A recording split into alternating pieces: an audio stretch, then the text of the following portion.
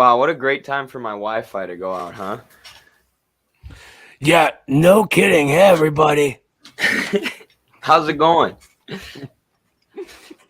Sorry to everybody that we made wait in the waiting room for a while. The CIA is clearly,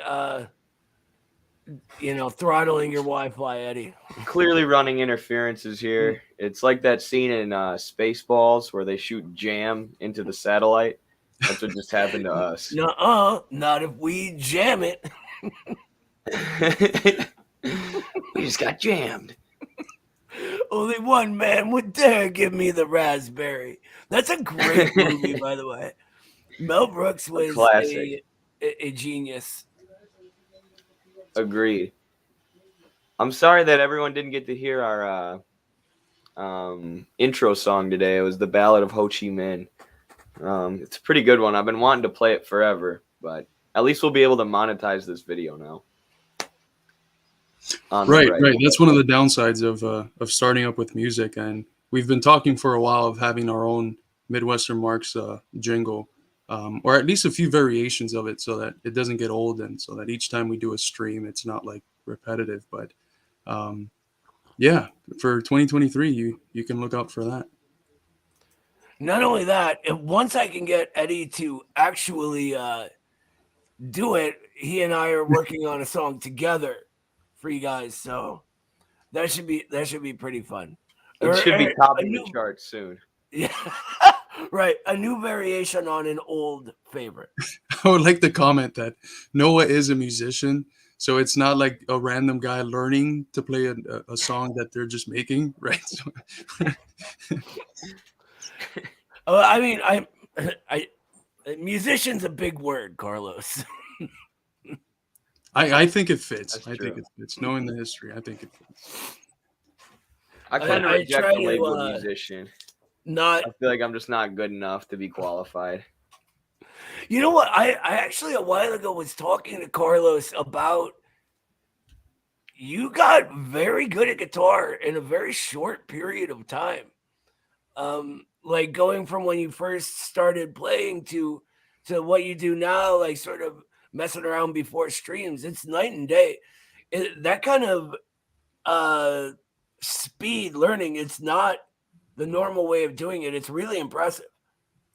Thank you. I just get obsessed with stuff, and then I put all my energy and time into it and learn fast. But yeah, that's how I am. Well, that's why like I am the way I am with Marxism. If there's a question, I learn and read until I can answer it.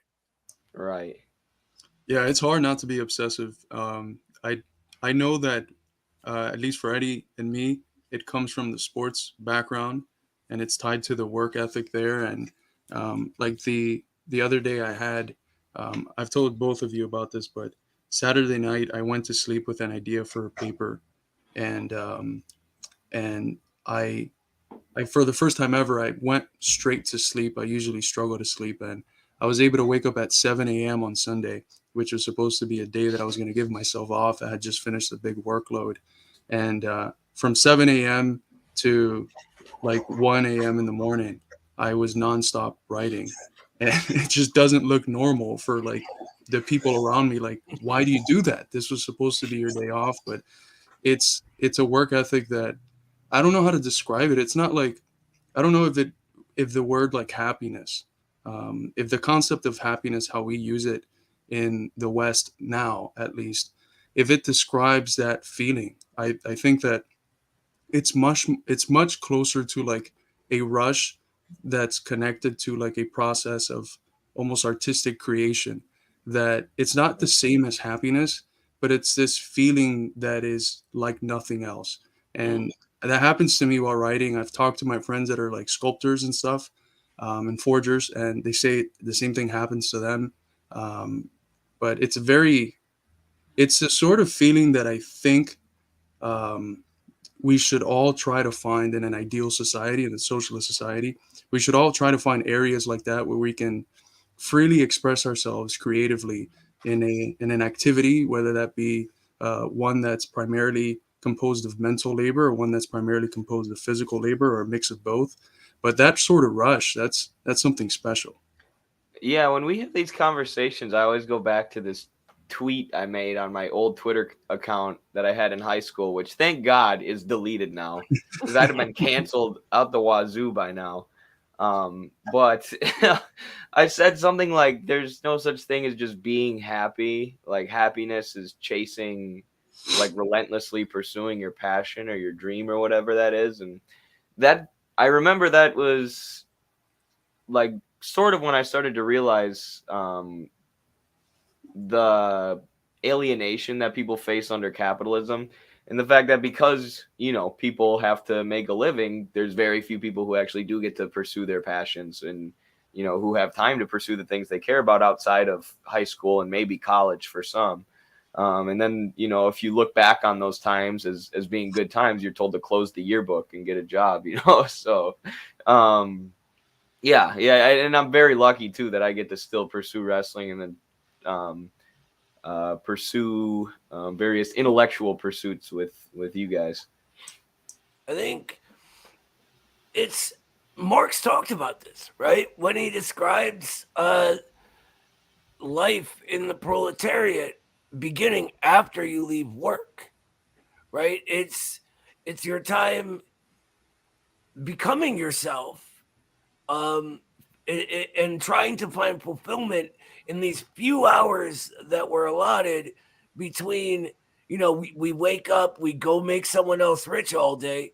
Then we get a couple hours before we have to go to bed so we can go make someone else rich the next day. It's weird. I was just, talking to any working class people along these lines, they get it. I was just telling Carlos earlier today, I was at the grocery store, right? We were talking on the phone, and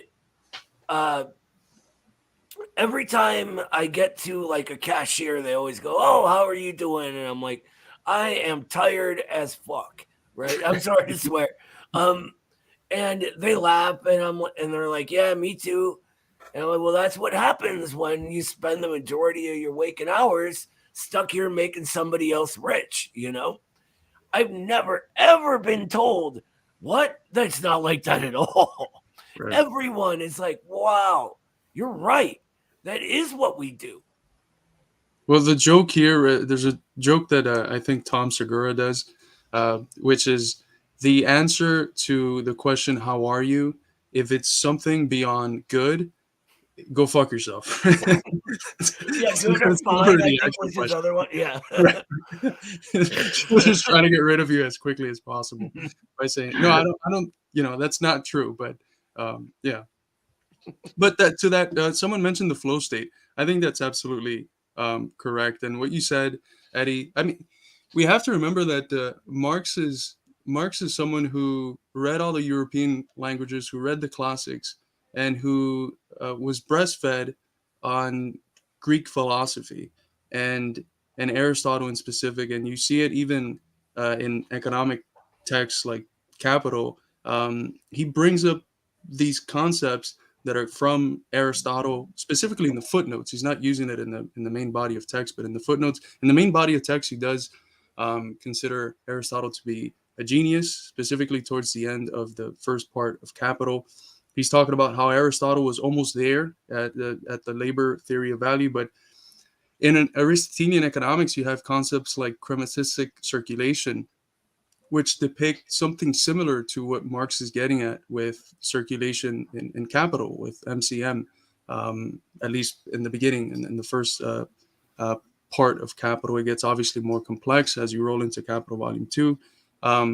But he admired Aristotle very much. And what you find in Aristotle is a notion, in Greek society in general, is a notion of happiness that's completely different to how we think about happiness here. We think about happiness as an emotional state, as something static, right? And that's in line with the more static way of viewing the world. In the Marxist tradition, we use the word metaphysical way of viewing the world. I don't think that's the best word for that, because the word metaphysics just means that which is beyond physics. It's a term that's used to describe the text that comes after Aristotle's physics and in the body of work of Aristotle. But the the point that I'm trying to get at is that the concept that the Greeks have is eudaimonia, which refers to happiness as a sort of life process, as a life project, and it's inextricably tied to virtue and to the development of your mental and physical capacities. And it's something that you can't like ask someone, "Hey, are you happy?" It's something completely different. It's an assessment you have at the end of your life. And I mean, you hear people who experience like near death situations. And one of the common things that they say is, I saw my life flash in front of me, which means I saw everything that I did in my life. And some people say I felt content. Other people say I felt disappointed in not doing X, Y, or Z and not doing more in these areas. That sort of way of thinking about it, like if I died tomorrow, would I be content with what I was able to do throughout my life? Was I able to cultivate virtue, to leave something impactful in the world? That's how happiness is thought of in ancient Greece and in Aristotle in specific as eudaimonia. And so he even brings up the question, like, if the people who you were friends with uh, end up being like really shitty people after you die, does that affect the assessment of whether you were happy or not? Right? He says not, it can't flip it qualitatively, but it has to be considered. Like if the people you left are bad, um, even if you were very good, that reflects on your character. So it's a very interesting way to think about happiness, and it's tied to virtue. And I think that the role that labor, that in Marx's mind, the role that labor could play in a communist society is, I would like to think, somehow grounded in that notion of eudaimonia that arises in Aristotle. I think he talks about it that way specifically because labor in a society where we've advanced the forces of production, sort of the relations of production are able to catch up to it, right? And it creates a world where I think he talks about how labor becomes your prime want, right? Right. And he's not saying like, you go to work to become a janitor and everybody loves that, right? He's saying we're beyond that. Right. We're to a point where everyone can do something fulfilling. And society has changed to a point where that contribution is fulfillment. And I think that's really important. You talked about near death experiences, and not to make it all about me here, but I had 3 of them. 3 times I died back in the day. And for anyone that doesn't know a lot about me, as of last week, I'm 16 years clean. So it's like a whole different life. But I was addicted to heroin and I overdosed. And the one time I was dead for like a minute, it was crazy. I didn't see my life flash before my eyes. What I did was wake up sad, just unbelievably sad. And I turned the whole thing into a joke because that's what I do to, hide my feelings. I'm a man from the Midwest. I can't let people know I have feelings. That's crazy. But yeah, it was like this immense feeling of sadness and I had no idea what had happened. These paramedics had just brought me back, but it really resonated with me when you said that, Corliss, because of that. And it's sad that it's a way of looking at the world that it's not really promoted. It's hard for it to be promoted when we are aware of the fact of exploitation, when we are aware of the limitations that are presented to your life if you're born into a working class family. It's very hard for that. And I think that that's what maybe turns part of the left off in engaging in this discourse. But I do think it's important because these ideas resonate with a whole lot of people. And if the only people that put up some form of like a self-improvement project is the right, we're handing over that to the right. And the reality is that the most grandiose self-improvement project that you can come up with is the struggle for socialism, which is not just about changing yourself and about striving for like virtue at the personal level, which is what it might be limited in some of these bourgeois notions, some the better ones, other ones that are more tied to virtue, thinking about virtue in the sense of thinking about money. And what's just a side comment, what's funny is that all of these people love talking about the tradition of the West and Western ideals, and none of them are in line with the ideals of the best thinkers of the West. They're all archetypically in the position of where the leading philosophers in Western history told people not to be in. But the point is that if you leave the idea that there's such a thing as a life project that you can dedicate yourself to, and that production doesn't have to be tied to something negative, to exploitation, that labor doesn't have to be something that we do, as you correctly said in the words of the young Marx, Noah, that labor doesn't have to be the sort of activity that only when we're done with it does our life actually begin, which is how it's experienced under capitalism. That labor can be the end of life, the thing we do in order to feel the exuberant rush and flow that we feel when we're in a creative state. I think that that's something that socialists should pick up, and it's difficult to do it in a society like ours, but maybe we can use that to our advantage to say, like, have you experienced this in a moment in your life, and why don't you experience it more? It's because you're spending 10 hours at work doing something you don't want to do and being exploited. And so Yeah, I like this comment. This may be a little bit of a different direction, but they say I don't think capitalism is fair for the simple fact that if we work harder, we still get paid the same amount as the guy that doesn't try. Um, and I guess thinking about it in terms of wages and the quantitative value of wages is kind of a capitalistic way to think about it. But with all the things we were talking about earlier that bring us happiness, whether it be sports or developing intellectually, playing instruments, they're all tied to working hard, right? None of them are tied to necessarily just sitting on your butt and relaxing, which is what we want to do under capitalism. Sometimes what we think the happiness is under capitalism, because we're all overworked, as Noah said earlier. But yeah, I think about that idea of like a life project, and looking back at the end of your life and being satisfied. It's like, as someone who was always taught to work hard, work hard, work hard, it's like, yes, I'm proud of like, I think like my dad, who's one of the hardest working people I've ever met, has lived a good life because he's worked hard at everything he's done. But I also think he's been exploited a lot, right? Like, I think his hard work could have been better utilized, not only for his own betterment and his own fulfillment, but for the fulfillment of the society. Thinking about like the way Che Guevara talks about labor under socialism, and how everybody can go to work knowing that their labor will be to the benefit of their community, not only to the benefit of themselves, but their friends and family.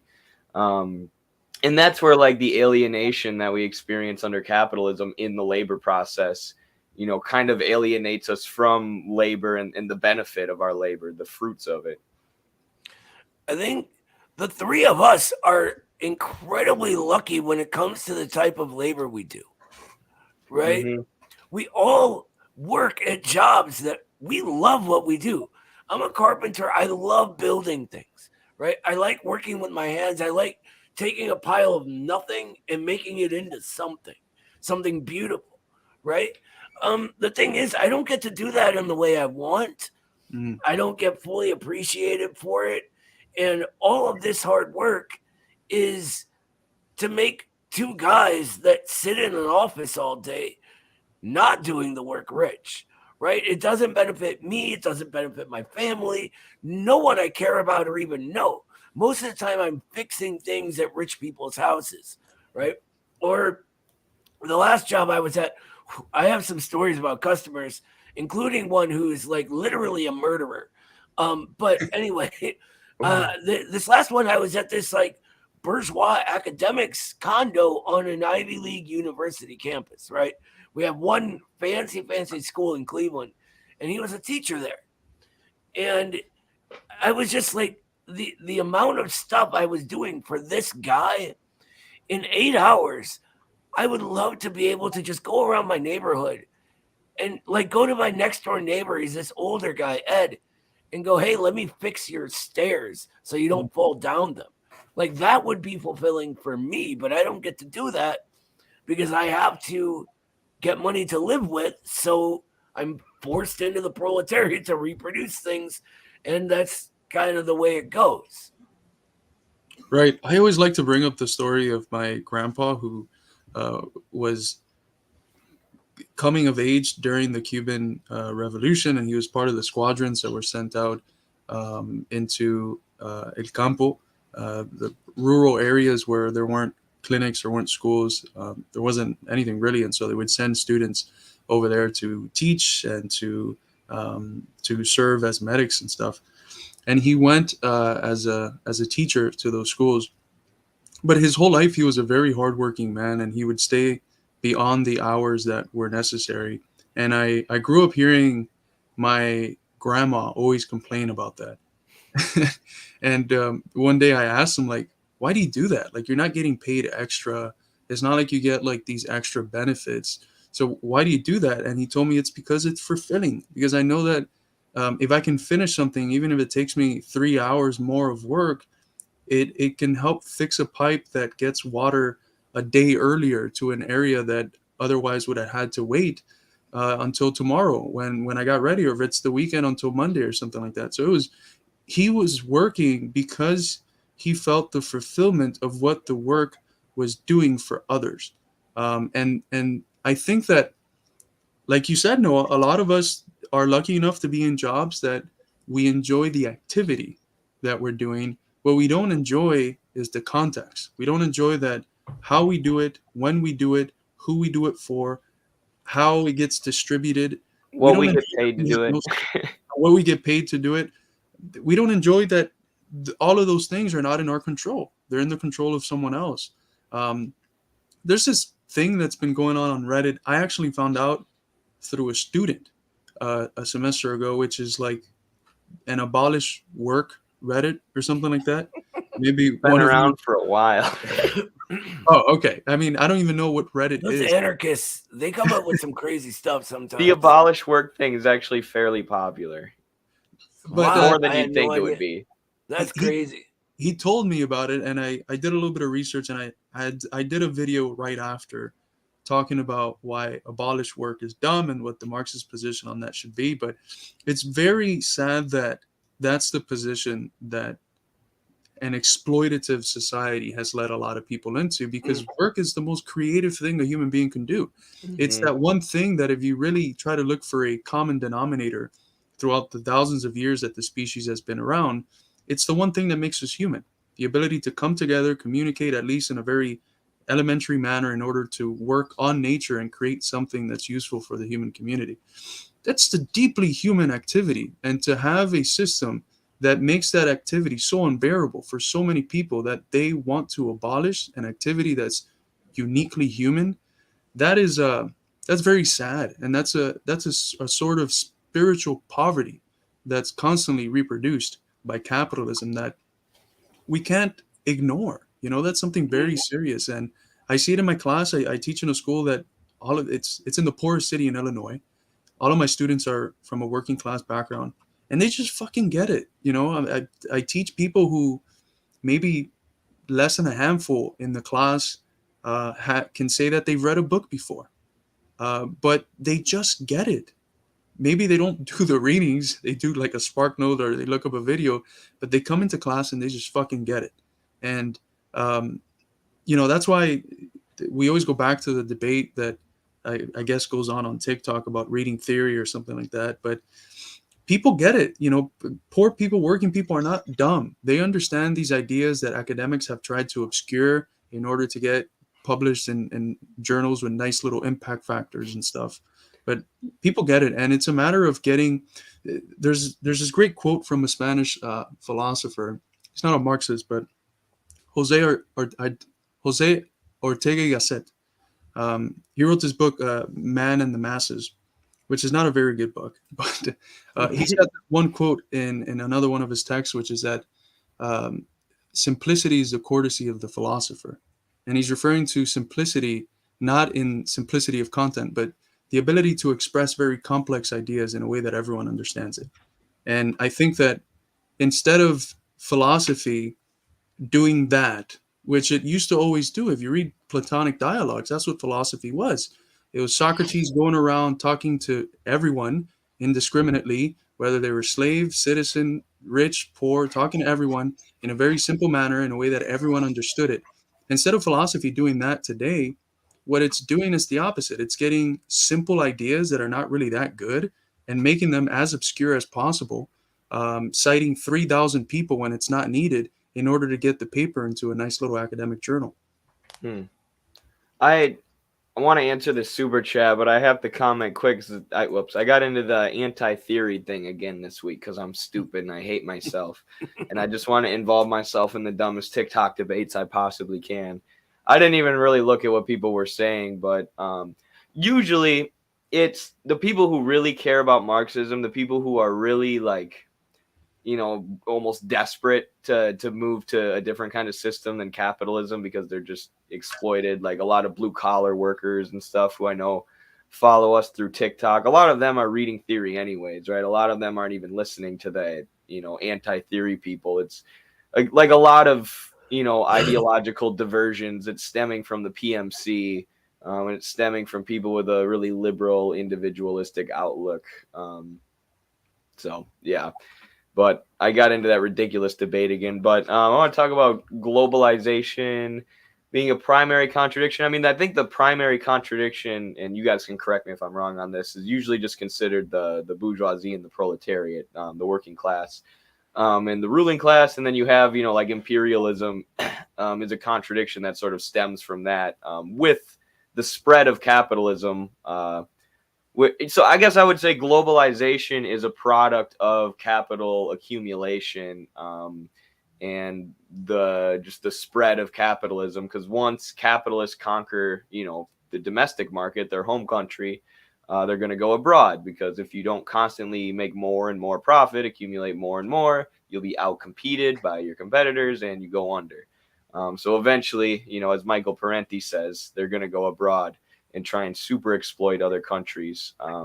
So I would say globalization, less than being a primary contradiction, it's more a product of capital accumulation and capitalist imperialism. Right. And yeah. Oh, go on. okay. I'll just be quick. The term globalization has been around a long time. Yeah. It was originally the left that was anti-globalism. Back when the tech revolution was really, really kicking off, like the first fruits of it were coming into fruition. Everyone was talking about being anti-globalization because capital was going global. So I think what Eddie said is right on the money, that it's not primary. It also, if we talk about globalism, we can tend to obscure the class question, Right. Which is what this globalization process stems out of, like Eddie was saying. So I think it's really important. Like, I'm never going to word police anyone. If you're talking to someone who talks about globalists, use their language. Go ahead. It's not a huge issue. Talk about globalists, right? Say, oh, yeah, like George Soros and Bill Gates and the Kochs and all of them, right? But slowly make words that imply class synonymous with them for them. So talk about the globalists, the imperialists, Right. and go from there. You could even go into establishment. I turn elites into establishment, into the bosses all the time, or capitalists. It doesn't matter. Just always try to Corporations is a good focus one it to on use. class. I've noticed corporations is a good one when you start transitioning, the ruling class, the globalists, the corporations, the capitalists. And you cross a river one step at a time. And I think that that's the point, right? In order to get people to accept socialism, who have had their whole life, they've been breastfed the anti-communism that this country has produced. In order to get them to accept it is little by little. And that means getting these ideological elements, as Gramsci would say, and since they're in a worldview that is fragmentary and incoherent, and re-articulating them slowly towards the right position. And that's sort of taking globalists to imperialist, and then to this. That sort of strategy, I think, is right on the money. I was gonna try to take a quick stab at the globalization being a primary contradiction. Please do. Real quick, Yeah. we got a super sticker too. Thank so- you, David. Thank you, David. Appreciate David, that as always. I always like to mention that David was our first ever Patreon. And I remember Eddie and I were super happy because it was like a month into the formation of the Institute. And it was like, someone wants to give us like $3. That's insane.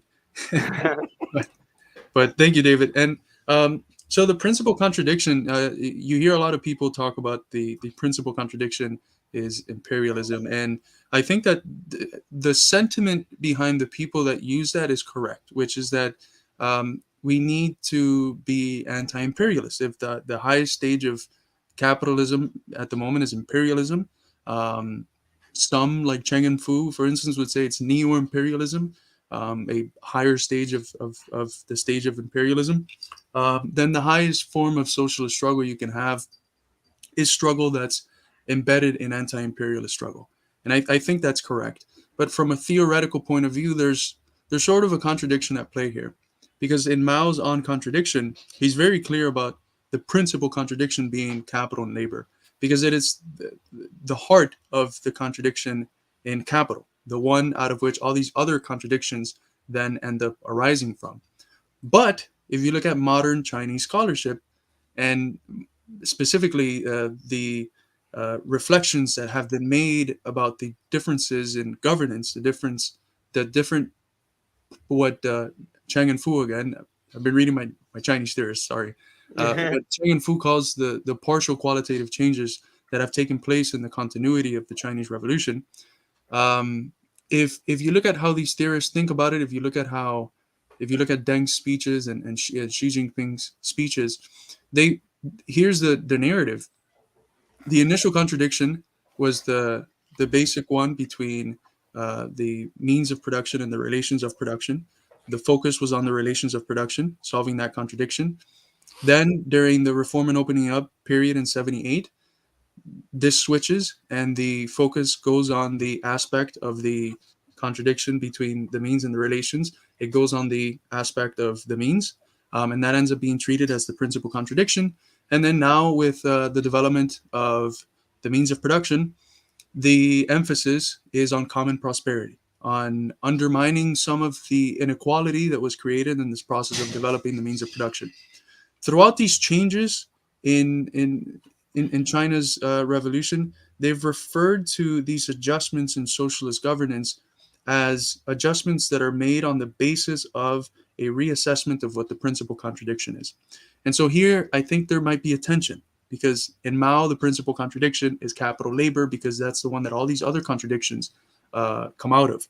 And then in other texts in Mao and Deng Xiaoping and in modern Chinese scholarship, they're treating principal contradiction as the basic thing that's the main thing that has to be tackled, right? And I think that a lot of people take that assessment that's grounded on a socialist society that has already resolved its capital labor contradiction on the most part, right? It's not the main contradiction in their socialist construction.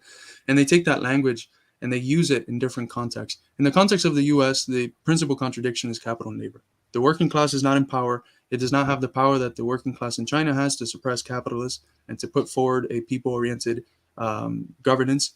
So it's what might appear as a tension there. I don't think it's a tension when you take into account that On Contradiction was written in 1938, might be 37.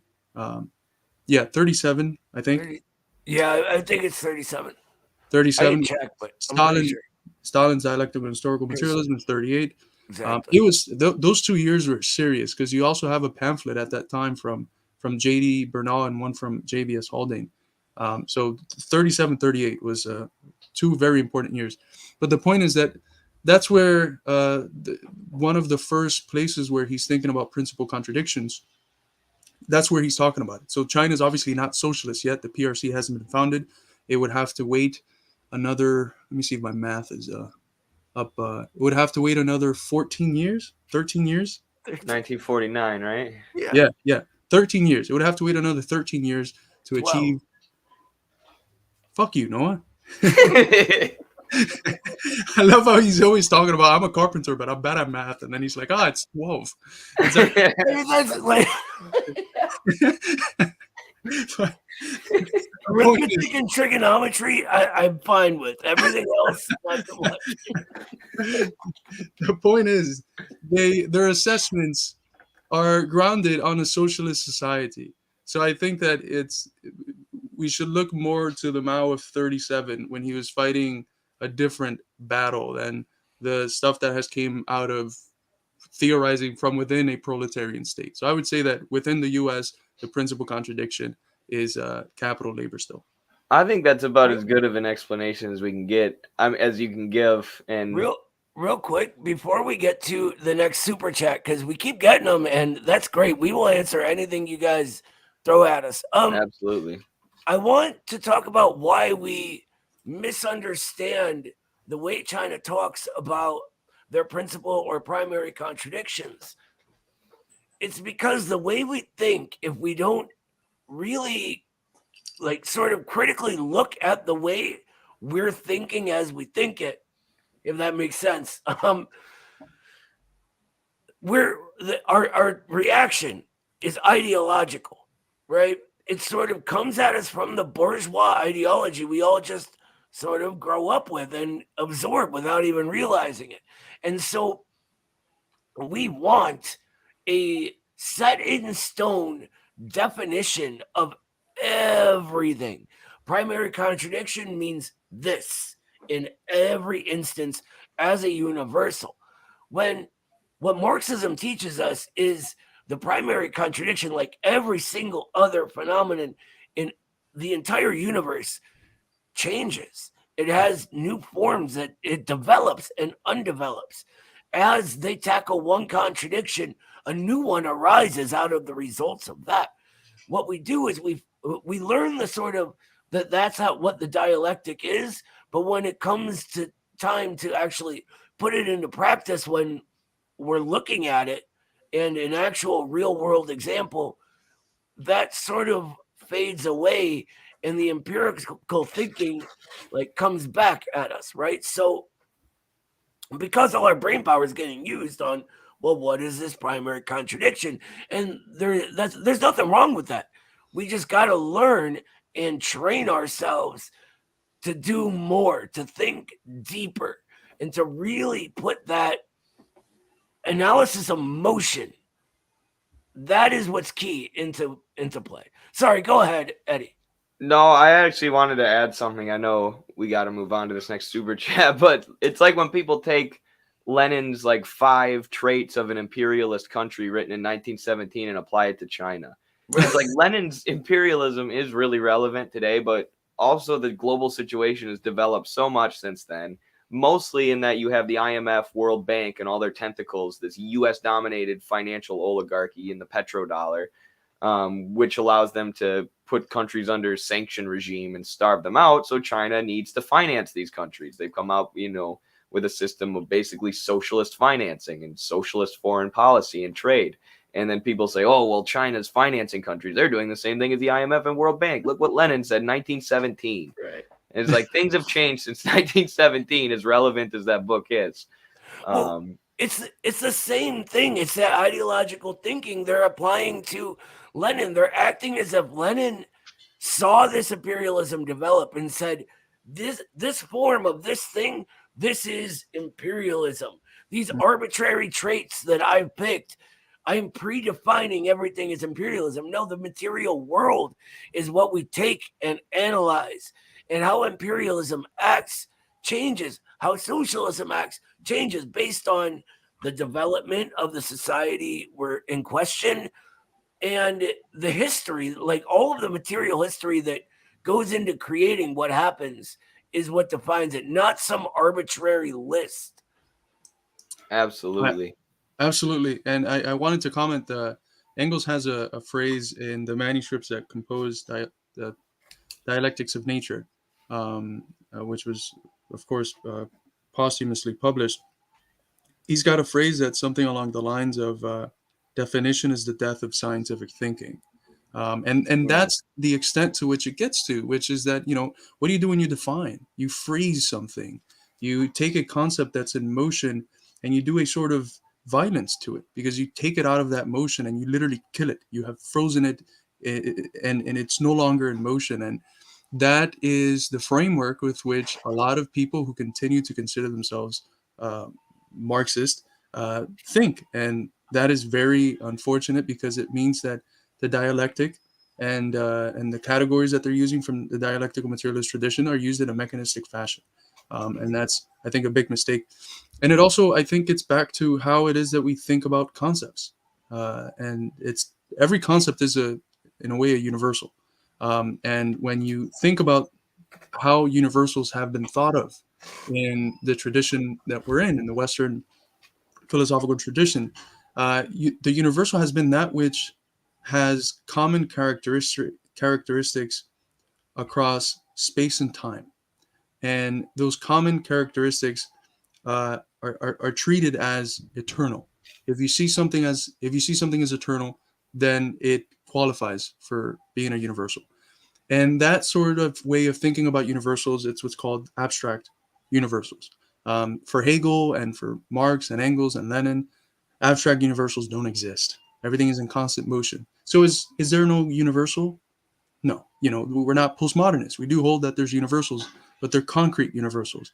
And the essence of their universality is not having eternally the same characteristics, but having the capacity to develop itself in a way that you can see the trace of the development and how it takes form in different concrete particulars. So I recommend on this topic to check out an essay from Evald Ilienkov, just titled On Universals. It's a wonderful essay, but the example he gives is labor, right? We have this question of, is there a human essence, which has permeated throughout all of philosophy. And of course, the response that Marxism gives is that not in the way that you think about the question of human essence. It's There's in not this one. Right. There's not this static set of characteristics that you can look at and say that's the human essence. What you do have, Ilienkov is going to argue, is an understanding that in each historical epoch we have to labor, and labor is shaped differently by the historical period that we're in. And so it's a historicized understanding of a question about universals. And particularly here, the example is the universal human essence, and it's labor. Why is it labor? Well, labor, it's got something similar, but you can't pin down and say, oh, it's this type of labor that makes us human. It's the fact that labor as a abstract concept is able to embody a bunch of different concrete forms of labor, a bunch of different types of ways in which the universal gets concretized in particulars.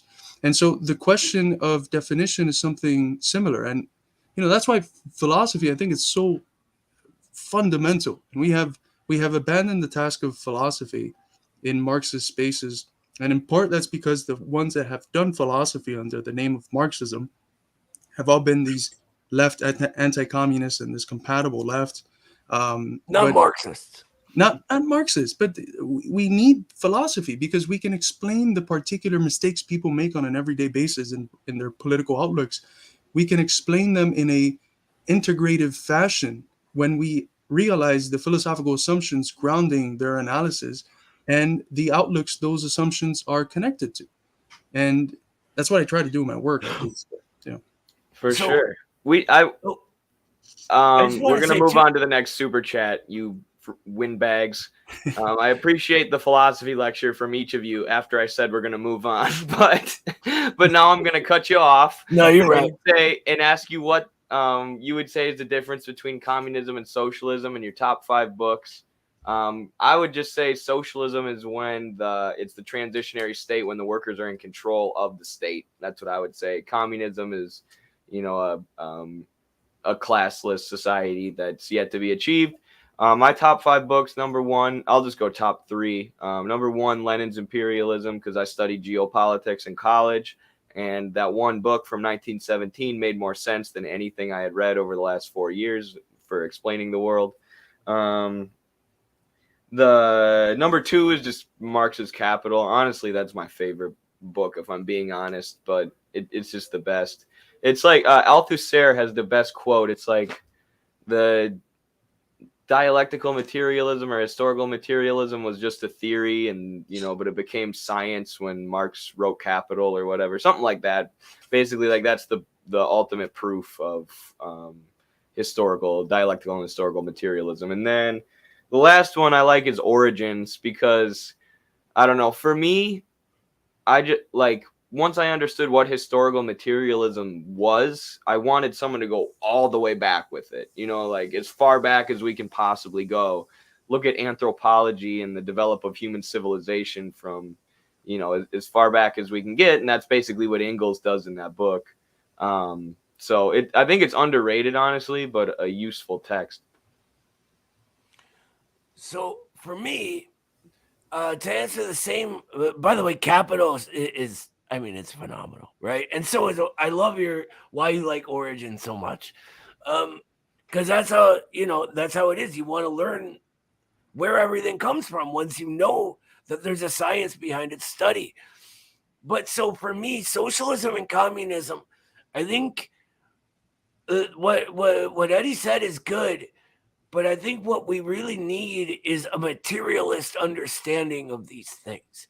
If socialism means anything in the real world, it is what is created in the real world, right?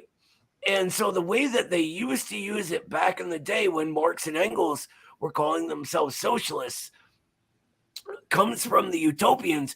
And I believe it was Robert Owen who first used the word in English. And he used it in contrast to a liberal republic, which was a society based on fulfillment of the needs of an individual or individuals in competition with each other. And he talked about why this wasn't good for him morally, right? And so he proposed a system that would benefit society itself, or a social republic, a socialist republic. And so what Marx and Engels did when they created scientific socialism, and not just them, there's August Bebel and Joseph Weydemeyer, there's a lot of people, but they said that, like coming up with these massive plans for how to organize production is all well and good, but it only gets you so far. We need to understand how this liberal society developed and how that's the society before that developed.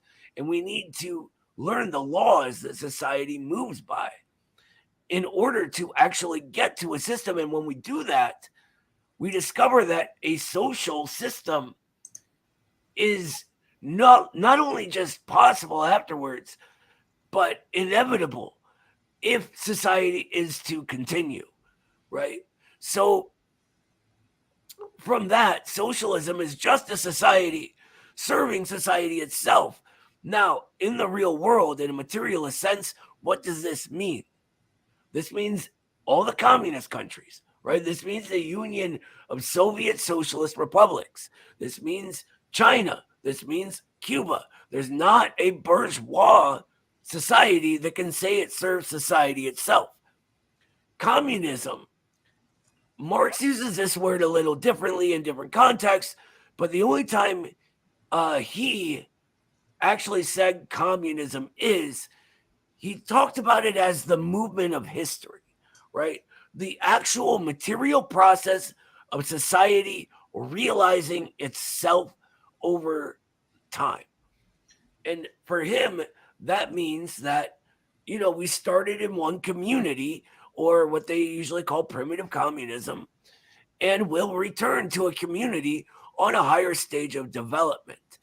So communism, therefore, is this process of history happening and achieving this overcoming of alienation through property and production becoming itself in its fully realized form, which we can only understand in its entirety after its actualization.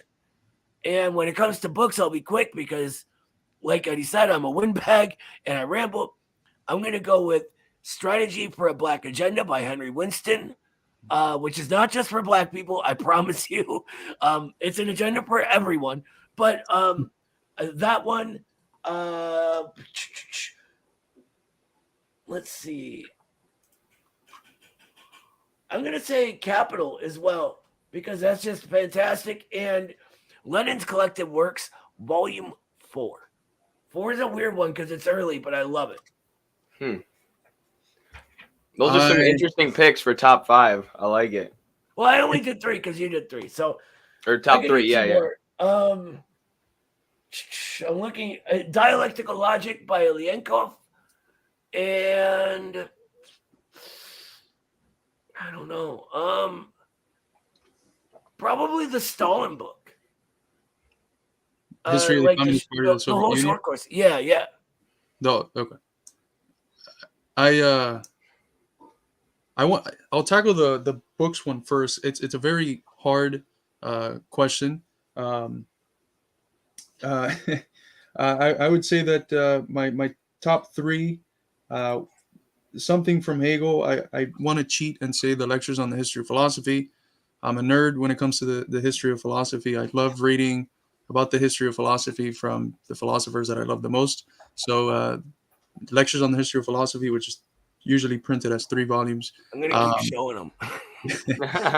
I got that one too. Dialectical Logic from Ilyenkov as well, because it does the same thing. It goes through the history of philosophy from a dialectical materialist point of view. And the third one, I haven't had Marx, Engels, or Lenin on the list yet, but I'll go with a double pick of Marx's Grundrisse, simply because it's I don't want to be like the archetypical scholar that's picking, the nice big book that it's the reason why I would pick the Grundrisse is because it's a nice midpoint between a Marx that's beginning to refine his knowledge of economics to a point where, like, within a year he publishes a contribution to the critique of political economy, and within 8 years he publishes Capital. But he's also embedded in philosophy a whole lot more than his writing will be in. It's not that his writing wasn't embedded, it's that he's tackling philosophical questions directly in the Grundrisse. So it's reading the Grundrisse is like getting the best of getting Capital and the manuscripts of 1844 together. So it's a very comprehensive Marx. And then I would say the Lenin's volume 38, because that's known as the Philosophical Notebooks, where he's reading again the history of philosophy and making comments on it. So by saying that book, that means that I also include all the books that he's reading through, because in order to read that book properly, you have to read it with those. So a little bit of cheating, but oh well. Sorry, I was going to ask if you gave the difference between socialism and communism, but were you not done with the top books? Okay. We have a fellow windbag here. You guys can talk as long as you want. I actually just had to pee. But what's interesting, in China, they're developing the theory of the 3 stages. And the earliest stage, they depict that it looks a certain way, has a certain amount of private ownership of capital. The second stage has a more public ownership. It's abolished the small area of control that capital had. And then the third stage is formally known as what Marx would have called what Marx calls in the Critique of the Gotha program, the higher stage of communism, from each according to their ability to each according to their need. Again, another framework that Marx provides is the lower stage, being the stage of socialism, of the dictatorship of the proletariat. There exists a condition where classes haven't been fully abolished, but the proletariat is in control, and their task is to solidify that control, to strengthen the state so that it is able to repress the elements of the old order that want the old order back, to repress those in-between elements that have lingering ideology from the old order. And that dictatorship of the proletariat stage is thought of as socialism. He uses the lower stage of communism to describe it. It's got the birthmarks of capitalist society as well, one of which is still having a state, which is a feature of class societies in general. A state exists so that one class can oppress another. The difference is that under socialism, it's the working class, the vast majority of people, 99% of the people in a given society, who oppress the 1% that in the previous order was the one that oppressed everyone else and exploited everyone. So that would be the lower stage. The higher stage would be communism, from each according to their ability, to each according to their need. Again, thinking about labor in this way that we talked about it earlier in the stream, as something that's as a sort of activity that is inextricably linked with the concept of flourishing for human beings, with the concept in Greek, the telos, the end, the highest good for human beings is that form of creative work that we can endeavor only fully under a socialist society. I think that maybe the three-stage idea is more correct today, because of the realization that after socialism took root in 1, 2, 3, 4 countries, it didn't just explode and take root everywhere else, that it still has a monster called capitalism in its imperialist stage that it has to fight against, and that a lot of the ideals that we strive towards, we need to see them as ends that we're fighting towards, but not as ways of judging socialist societies of whether they're worthy of our support or not. Doing so is a participation in what I call the purity fetish, having this pure marker, this pure idea that you use as a way to judge stuff that's in the actual world. So I think something like a three-stage tier would be appropriate in order to think about that, how that first stage that Marx wasn't really able to foretell, how it's a little bit more complicated than how he describes the lower stage of communism in Critique of the Gotha program. I have a question for Carlos or Noah, whoever wants to answer, and maybe it applies a little bit to what you said, Carlos, about the Grundrisse being when Marx really starts to study economics. And, you see, like, we don't necessarily agree with Althusser, says there's two different Marxes, but there's definitely a development in Marx's thinking, as he gets older. His thought starts to change and become more refined. So is there not something in one of his earlier writings that says, like, the workers take power, and then, that's communism, or the workers take power, nationalize everything, and then we've entered, communism period, with less talk about dictatorship of the proletariat in this transitionary stage? Because I think I've heard that before. So even if that's not something Marx says, I think it's a misconception that's out there. Is it referring to when he's talking about, so there's in one of the prefaces, or maybe it's the afterword to the manifesto, he's talking about the workers take power and they wrest by degree all capital from the hands of the bourgeoisie. And people, the sort of anti-communist leftists, will use the fact that, say, there is capital in the hands of the new class in China to say they're not real socialism, because, they didn't do what Marx said to do. But they're fundamentally missing what Marx meant. By degree is the key. Right. First, they're completely missing the words by degree. Second, they're thinking Marx is writing an instruction manual for them rather than making a deduction of what he thinks is going to happen. Right. Marx would be the first one to say, like, if something doesn't happen the way I think it will, then I'm going to change my thinking to correct for whatever error I made that led me to that deduction. So people want to read him like he's a prophet. He wasn't a prophet. He was a scientist. I think if it's that thing from the manifesto. Also, I think it is from the manifesto. Some people have used Critique of the Gotha program to say that, but usually anarchists who then say, like, therefore China isn't real communism, Oh, Noah, I think we lost Noah. Signal went out, but yeah, I think it might be that quote from the manifesto again. Marx was expecting, or at least he felt like he wasn't expecting anything. Again, it's a science, and he understood what he was doing as a science, and that you couldn't, like, predict too much. You could just see general tendencies. But the tendency that he was expecting to occur was that if socialism takes place in one place, it's going to end up blowing up and taking place everywhere else. Early on, he felt like that first place that it was going to take place in was the more developed capitalist societies, industrial societies of Western Europe.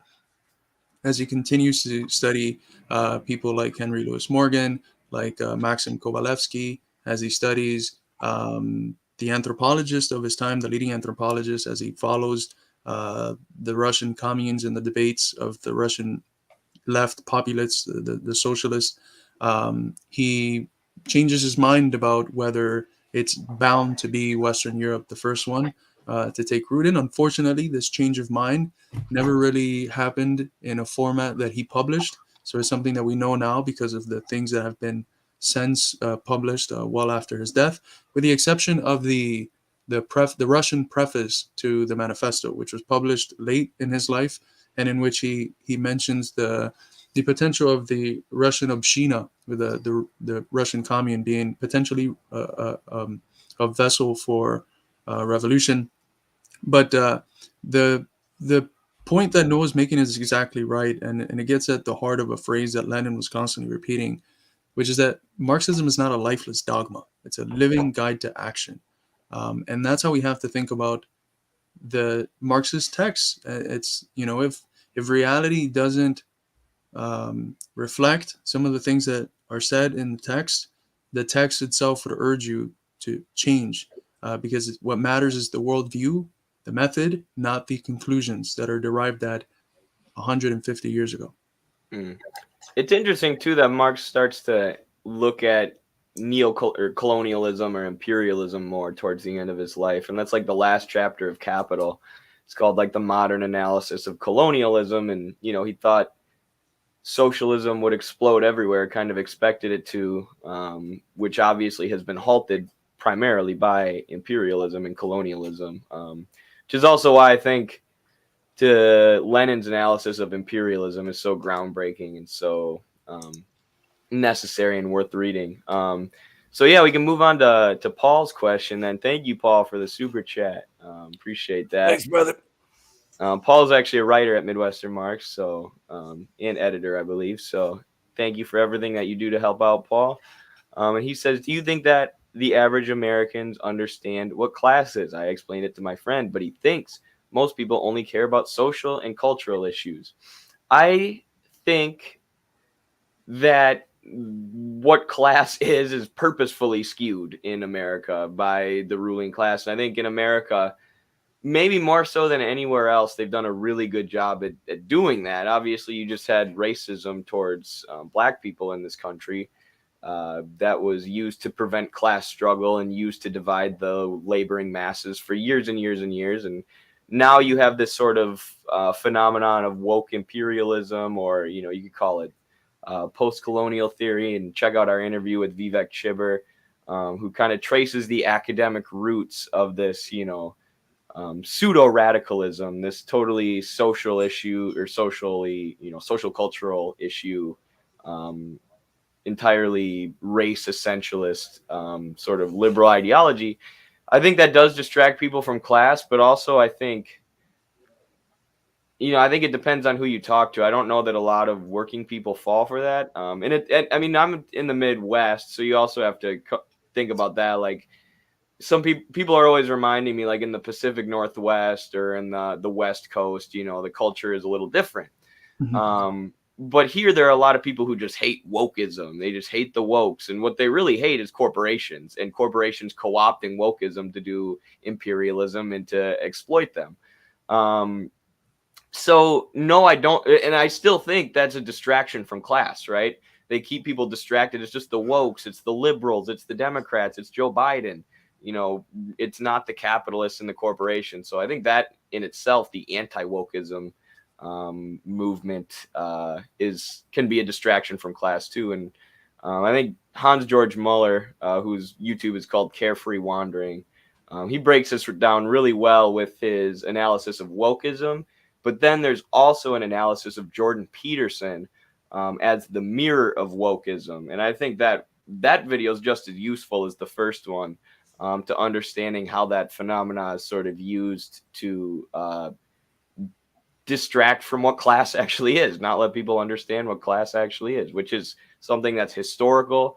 something that's material, something that binds people together universally. There's no universal characteristic that binds everyone of a certain race together.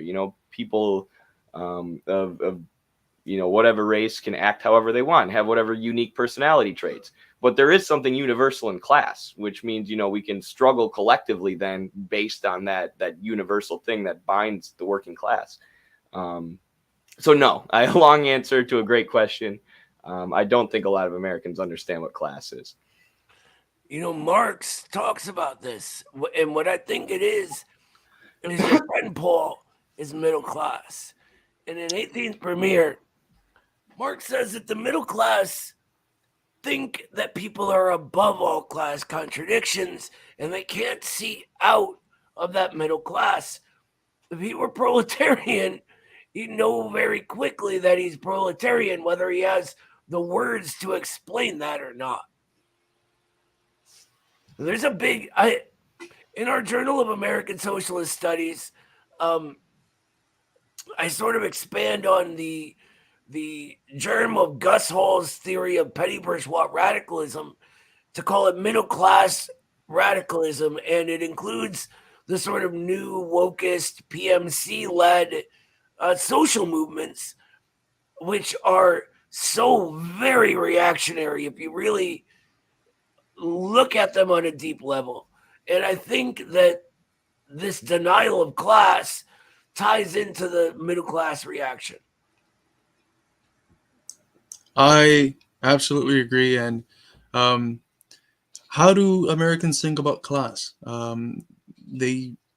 think working people are usually the ones that are the closest to getting it right. They realize that they work, and they realize that there's a boss that owns. And I think most people, that level of consciousness is almost universal within the American working class, which means that what a lot of people talk about what class consciousness is, which is just we have to tell workers that they're the ones that work and that are exploited and that their enemy is their boss. They already know that. It's a sign of people not engaging with working class people. I think that that comes up with those sorts of understandings of what class consciousness is. Class consciousness, just real quick, because this is a slight segue, is more of a historical form of consciousness about once you realize that structure in its historical character, you realize that it can change and that the working class is the agent that can change that. But most Americans think about class from the standpoint of income distribution, which is a mistake, because that's an effect. What Engels calls false consciousness, which is today a very misused and misunderstood concept that people just use to describe like workers that vote for the Republican Party or something. What false consciousness actually is a process of inverting cause and effect, of seeing the effect of something as the actual cause, right? And again, a cause and effect should be seen in a reciprocal dialectical fashion, but flipping things over, that's what he considered to be false consciousness. And when you look at income, you're doing that because income is itself a reflection of the relations which are actually at the core of why there's differences in income. And those are the relations that a certain group has to another group in the process of producing the things that society needs. That's how we talk about class. It's about group relations that exist in the moment of production, and that then develop into community relations and differences in cultures. Sometimes that takes the form of what might appear as a purely race struggle. And we don't consider it to be a purely race struggle. We consider it to be a class struggle whose determinate form is a form of race struggle. The same thing with gender struggle, the struggle against patriarchy or something.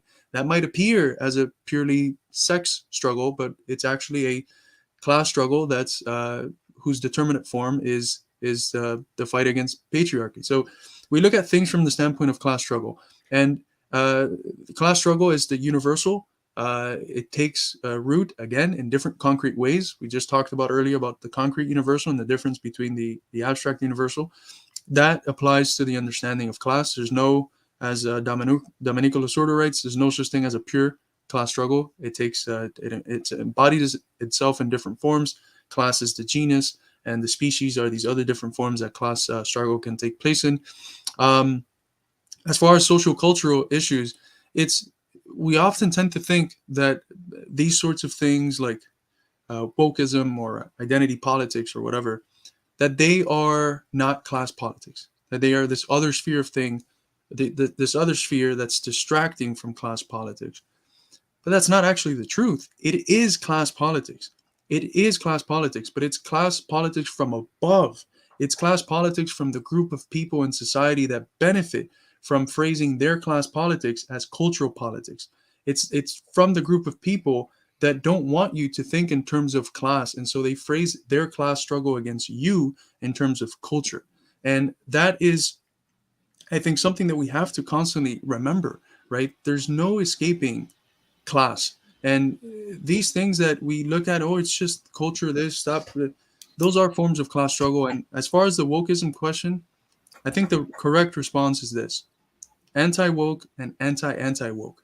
Especially if we're thinking about wokeism in the way that we think about it, which is the way that these symbols and imagery and slogans from the struggles of certain oppressed and marginalized groups get taken up by capital and imperialism in order to justify and legitimize itself. If that's how we think about wokeism, be anti-woke and also anti-woke. Be against the two mirrors that face each other, Hans-Georg Moeller, the ones that Hans-Georg Moeller describes with Peterson on the one side and the wokes on the other. Yeah, I have this pulled up just because I, follow Venezuela pretty closely, and I think they, provide a good example for a lot of these theoretical questions that we have, and they're having a lot of really interesting theoretical debates within Venezuela. But you've had since the Bolivarian Revolution, like all of these women's struggles that are going on constantly, and they're all at the grassroots level. It's not like Carlos said, wokeism or identity politics or social and cultural issues from above. It's from the bottom up. It's from the grassroots up. It's the workers, demanding gender liberation or liberation for women's issues. All these all these different things. So it's not that they're completely divorced from the class struggle. These issues are tied into the class struggle. But there's no avoiding class, as Carlos said. The bourgeoisie is never going to give us, true liberation, as much as they talk about being woke and tolerant or whatever else. But got another super chat question here. If you guys want to take a stab at this, I guess I can start out. Is BRICS, the Belt and Road Initiative, and Multipolarity progressive or anti-imperialist? Well, for 1 second, hold up, sorry. For 1 second, when I read that pop up, I read, is it anti-pimp? And I was like, what the fuck are they talking about? What does BRICS and multipolarity have to do with pimps? Oh my God. It's very pimp. Like as an adjective. Is it progressive or anti-pimp? Oh, that's not a choice, right? Like is it progressive or is it anti-imperialist? You have to be anti-imperialist to be progressive. Right. I hope it's not pro-pimp, because that would imply that China's spreading the sex trade and prostitution to all sorts of countries in the global south. And as far as I know, that's not what's been going on. No, that's actually what they're doing. They go with baby powder in their back pocket and they're just slapping motherfuckers around. Dude, I got someone yelled at me earlier today for pointing out the very obvious fact that prostitution is within the sphere of the lumpen proletariat. By the way, that's offensive. Yeah, they were like, "Why are you punching down?" I'm like, "What are you talking about? Punching down?" Have you ever heard that you're not allowed to say lumpen proletariat at all? I've heard that one before. Is that a thing now? Yeah, they say it's racist or whatever, and I'm like, it describes an economic class. It has nothing to do with race. Well, people just misunderstand it. They just take unemployed people to be the lumpen proletariat, and that's a big mistake. Marx talks about in Capital very clearly relative surplus population, which are created historically by different forms of class society, and that includes in capitalism a segment of precariously employed workers, which is growing more and more today, and this is what people are labeling as the lumpen proletariat. It includes the lumpen proletariat, which are the as Engels called it, the dangerous or the criminal class. It includes the certain parts of the population that are disabled and cannot work. It includes older folks. So it includes a whole array of people that capital doesn't feel like they could be exploited, and therefore they're considered relative surplus population. And one of those groups is the lumpen proletariat. So I did a 1 minute Marx on lumpen proletariat if anyone's interested. And speaking of 1 minute Marx, tomorrow I'm going to be doing one on the words progressive and reactionary, because they're also two words that I think are misunderstood. And who knows, maybe it'll actually be 1 minute long. I was actually going to go into a similar explanation there in response to this question. Go for it, brother. It is. I can't take it. Every time I try and answer this question, someone says something hilarious. Sorry, but kind of going back to what Noah says, usually progressive in the Marxist sense means moving the mode of production forward. So like the Civil War was a progressive moment in history because it moved the mode of production out of slavery into capitalism. Moving it forward progressively versus reactionary would be going backwards. And Noah, you can correct me if I said anything wrong, if there's nuances that you want to add. But so the Belt and Road would be progressive because it's developing the means of production, which will help, the relations of production eventually develop as well. And it is anti-imperialist as well because it's helping countries who have been starved out by the U.S. and prevented from increasing their productive forces. Like that's one of the main, the most important observations that Lenin makes in imperialism is that capitalism prevents the productive forces from developing. So as we said earlier, if the productive forces don't develop, the relations of production can't catch up. And, you can't have the possibility of socialism. So China's helping all these countries develop their productive forces, directly counteracting what the imperialists are doing. And even like to the point where China knows what the IMF and the World Bank are doing with their structural adjustment loans and with their debt trapping. And China's combating those things specifically by giving countries very low interest loans that they can use for development. So it is BRICS and multipolarity are progressive and anti-imperialist. And, multipolarity is just not having this U.S. hegemon, not having the unipolar Western capitalist dominated world. So by China developing these other countries who are then serving as mutually beneficial trade partners with China, they're also creating multipolarity. They're creating a more powerful bloc of allied countries outside of the U.S. and West Europe. Let me just add something onto that real quick. When we think about a contradiction, any contradiction has two parts to it, right? They're two parts that cannot hold. There's always a struggle between these two parts, whether it's, within the temperature of water or society itself. And within the imperialist epoch of capitalism, Foundations of Leninism points out I think it's 3 major contradictions, or maybe it's 5, I forget. But it's between labor and capital, which creates everything else. And one of them is between the handful of highly developed imperialist countries and the countries they oppress. And so when we think about this contradiction, when one half of this struggle is overcoming the other half, for that part to grow, it means the other half is shrinking. So for it to be anti-imperialist, which it is, for it to sort of thrive and actualize and build these things up, it means at the same time it is deteriorating imperialism itself. Now, our ruling class is an imperialist ruling class. I don't think there's any question about that. So that means these are our natural allies as the American working class, as the proletariat and reproletariat. So when we talk about, who are the friends of the people and enemies of the people in America in 2022, the left anti-communists who always have some reason they have to have their principled critique of China and Russia, etc. right now when they're fulfilling this massively anti-imperialist role. And we should be building up institutions that make them take us seriously as if we are real potential allies. That seems ludicrous to me. It's just another reason to always fight left anti-communism. It's so fucking stupid. I'm sorry to cut you off, Carlos, but I just want to say for a second, like, it drives me crazy. Like, so what, if China isn't perfect socialism, what does that even have to do with our task in the US? Like, what does that even have to do with it? Like, let's focus on us. They've done so much in China, and there's so many Western leftists, left anti-communists, who sit here and just throw stones at China. Meanwhile, our country is this imperialist monster.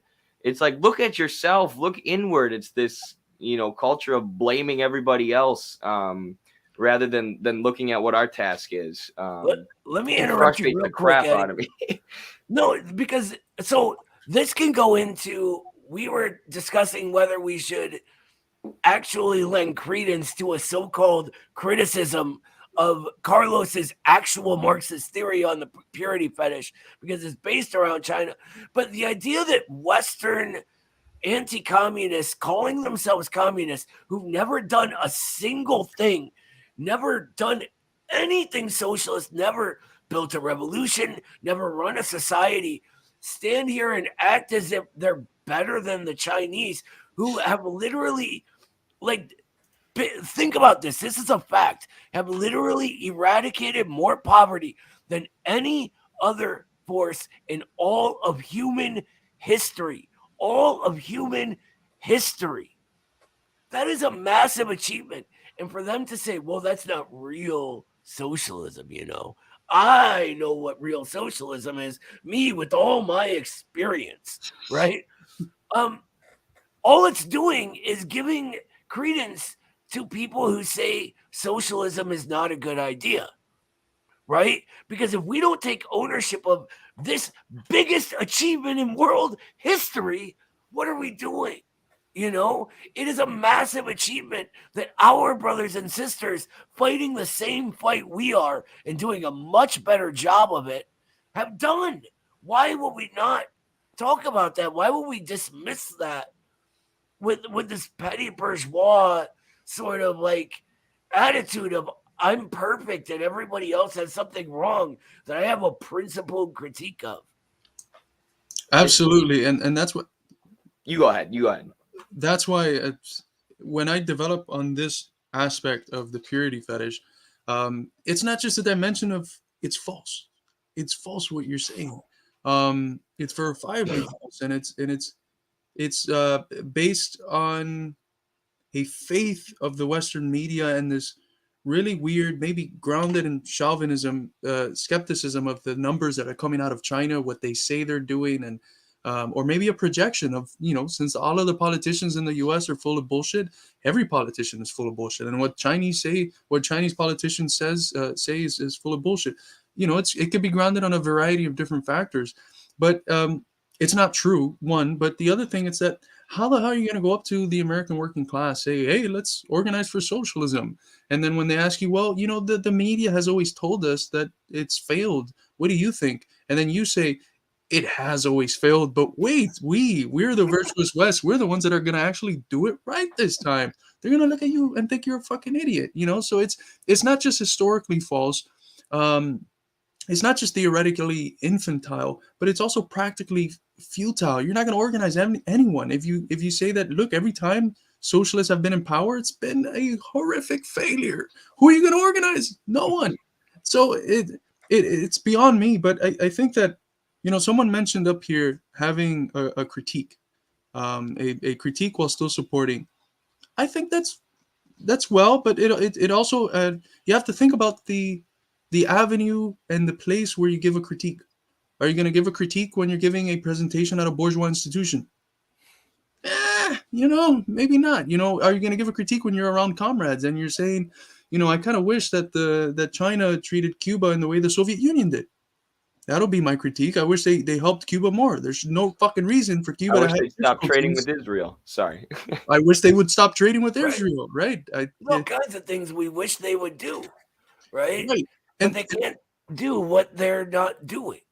You know, like, and those are critiques that I think, at least, we might be wrong, but I think that these are critiques in an area where there is not the level of historical necessity behind their action as there is in other areas where these people are critiquing them. Oh, but they haven't abolished the commodity form. I mean, what the fuck, you know? You by the could, way, the abolition of the commodity form thing. Do these people think we just will, like, we have like Jedi mind powers or something? Like, okay, let's abolish it. It's abolished. What?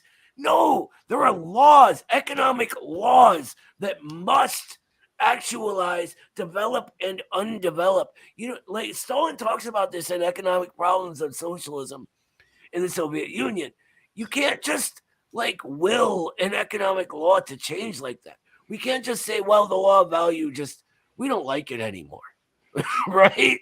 Like, it's been one of those things, like people that say they're left comms, meaning Eurocommunists, meaning anti-communists, always say, and it's just so silly. By the way, have you ever asked any of them what the value form actually is? What its real content is? Not a single one of them can tell you. There's a really pretty decent introduction that Ernest Mandel, who's a trot, does for Capital Volume 2, and he gives this brilliant and detailed and theoretical analysis of the Soviet Union and their economy and what they were doing. And it's supposed to be a critique of them and why it didn't work. And then, he gives this beautiful analysis and history and lays out, what their economic plans were and how they developed. And then he goes, and see, they didn't abolish the commodity form, and that's why it didn't work. It's like, oh yeah, if only they would have just abolished the commodity form, if only Stalin would have hit the commodity form button, then everything would have worked out all right. It's not very helpful. But what else did I have to say? Oh, I don't know, with Americans and having this sort of purity fetish, it's almost like they believe in heaven, or they believe this utopian idea of socialism that, everything's going to be perfect once we reach communism, rather than looking at things, in their historical development, like looking at, as Parenti says, what these countries had before the revolution. And it's a really idealist idea. And I don't know, I was raised in an evangelical family, but I almost feel like it sort of stems from that, and this idea of, there can be a perfect society somehow. And also in America, we're so rich, there's, the country as a whole, not the people. But there's so much wealth here in terms of abundance of commodities due to imperialism that, they can look at a socialist country like China, and nobody looks at what they had before the revolution. A lot of Americans don't even understand it. The U.S. just goes, look, China's poorer than us, and which isn't even going to be true soon. But they're able to say that, China's poorer than us, Cuba's poorer than us. So people don't see the incredible, massive leaps that they made in standard of living, decreases in poverty, malnutrition, increases in education, abolishing illiteracy, all these massive gains that were made in semi-feudal, undeveloped countries previously.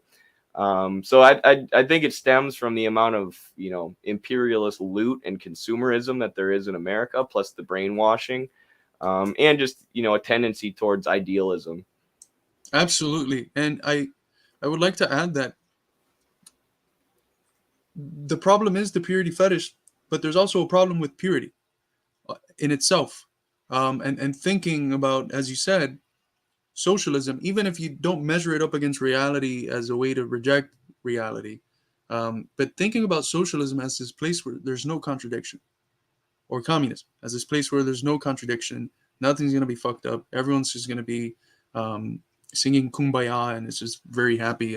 But that's not necessarily the case. And that stems again from a lack of a dialectical understanding about the fact that everything is in constant movement, and it's in constant movement because it's propelled by internal contradictions. Contradictions don't disappear under socialism. They don't disappear under communism. Class antagonisms do. Class contradictions do in the more advanced stage. Class antagonisms disappear in the earlier stages. But contradictions themselves don't disappear. Engels, Marx, Lenin, Stalin, Mao, everyone has known this. So to expect perfection, even if it's not the standard through which you measure whether you're supporting something or not, is itself a mistake. There's nothing pure. Nothing can be pure, because purity presupposes a notion of a thing or a process that is not heterogeneous. It presupposes a level of homogeneity that does not exist anywhere. It doesn't exist in nature, it doesn't exist in society, and it doesn't exist in thought. Everything is heterogeneous because it's composed of a unity of opposites. For sure. Did y'all want to? I have something else to say. If you want to keep the conversation going, or did you want to look at the article criticizing Carlos and break it down a little? Let's do that. Okay. It's a humdinger. It is. So I reacted to this on YouTube. Kind of. I basically pulled up the article, said it was stupid, and then pulled up a video of the author going on Dr. Phil because he was accused of blowing up his neighbor's swing set. But some people pointed out that we didn't, really engage with the content of the article. So here we are. Content there. Oh, hell. Sorry. Looks like Go we ahead, lost Eddie. Carlos. Carlos was so ashamed. This article just destroyed him so bad that he had to leave the stream. Look at this. They called him a terrible theoretician. A terrible article written by a modern revisionist theoretician. Theoretician in quotes. First of all, let's go over what revisionist means, because I don't think this guy knows. Go for it. Revisionist does not mean person who disagrees with me. Revisionist does not mean what Maoists, or rather middle-class, spoiled little rich kids who think they're Maoists, think it means, which is they think, what was it, like you can have Marxism without class struggle, which class struggle to them is, like some kind of like left ultra anarchistic adventurous violence. Revisionism is removing the core aspects of Marxism, the dialectic, and the discoveries it makes. Removing class struggle from Marxism is not, not going around your fucking cul-de-sac with a gun and some firecrackers, right? Removing class struggle is taking the class analysis out of Marxism, right? That is actual revisionism.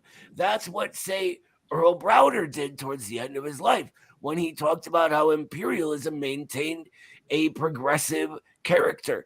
Or that is what, say, people who tell you to read Settlers do, when they say that the primary contradiction is people who immigrated from one country into another country, because the people from somewhere else are just not as good. They're evil and against the people that live there already, right? That is removing class analysis. So if you're telling me to read Settlers, you are being revisionist. It is not adding a brilliant piece of necessary theory to modern America in the purity fetish. So we have to get that out of the way before we even address the craziness in this article. Well, just one quick comment, and I promise it'll be quick. What is the main word in revisionism? It's revise, right? So we have to be very careful because Marxism is a constant process of revising according to the historical movement we are concretely embodied in. So there's certain tendencies that want to hold, as you say, Noah, revisionism as any sort of change in conclusion or in tactic or in strategy that doesn't fully align with the thought of, that doesn't fully align with the conclusions that Lenin made, or that Stalin made, or that Mao made. And that sort of anti-revisionism is, according to an actual understanding of revisionism, which you just perfectly elucidated, the most revisionist thing you can actually do, right? So the most revisionism you can get is in this anti-revisionist camp that wants to leave Marxism as a dead, static thing that had conclusions from 100 years ago that we have to continue applying now.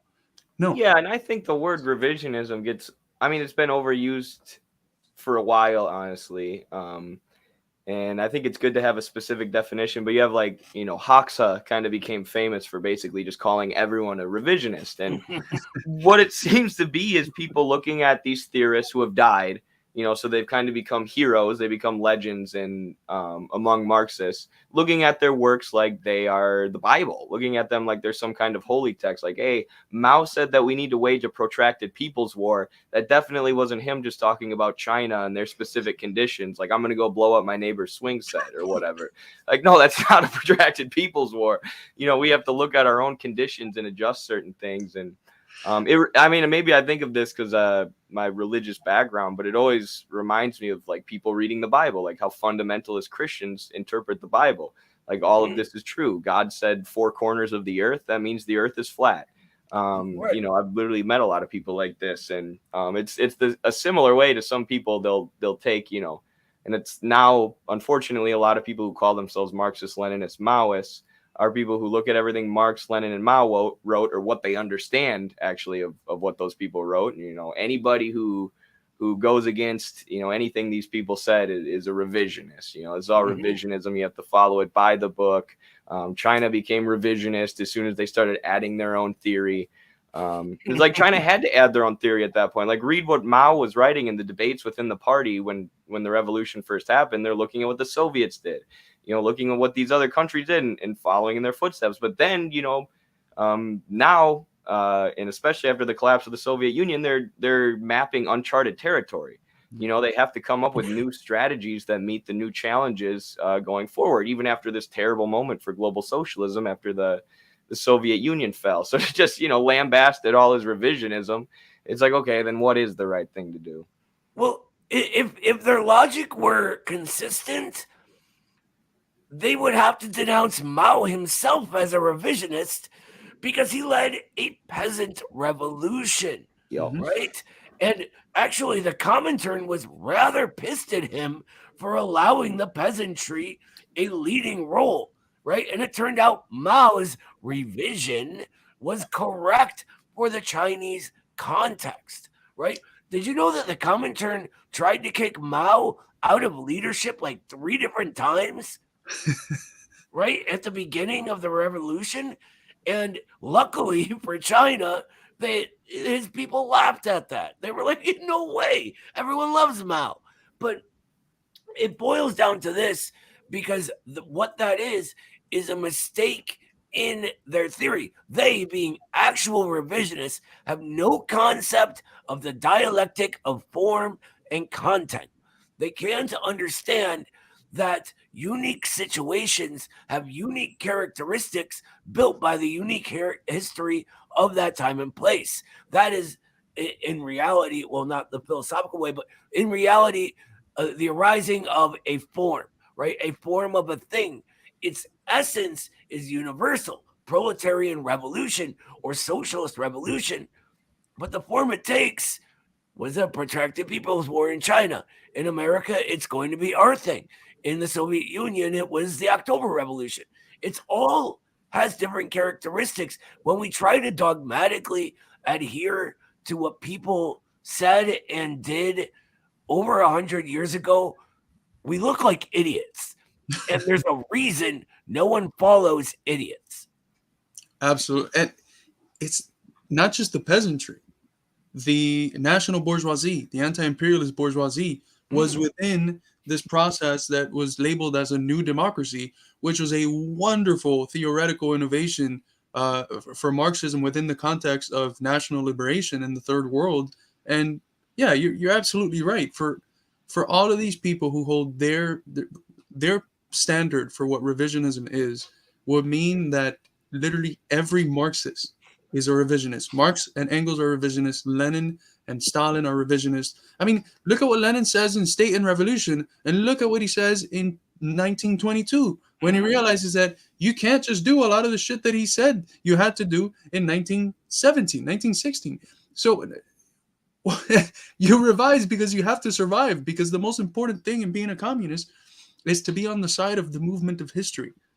that's all communism is. You mentioned the phrase from the German ideology earlier, Noah. Communism is the real movement of history, and that requires adapting to different moments. And there's moments where you take one step forward and two steps back, and you have to figure out how to take two steps forward again.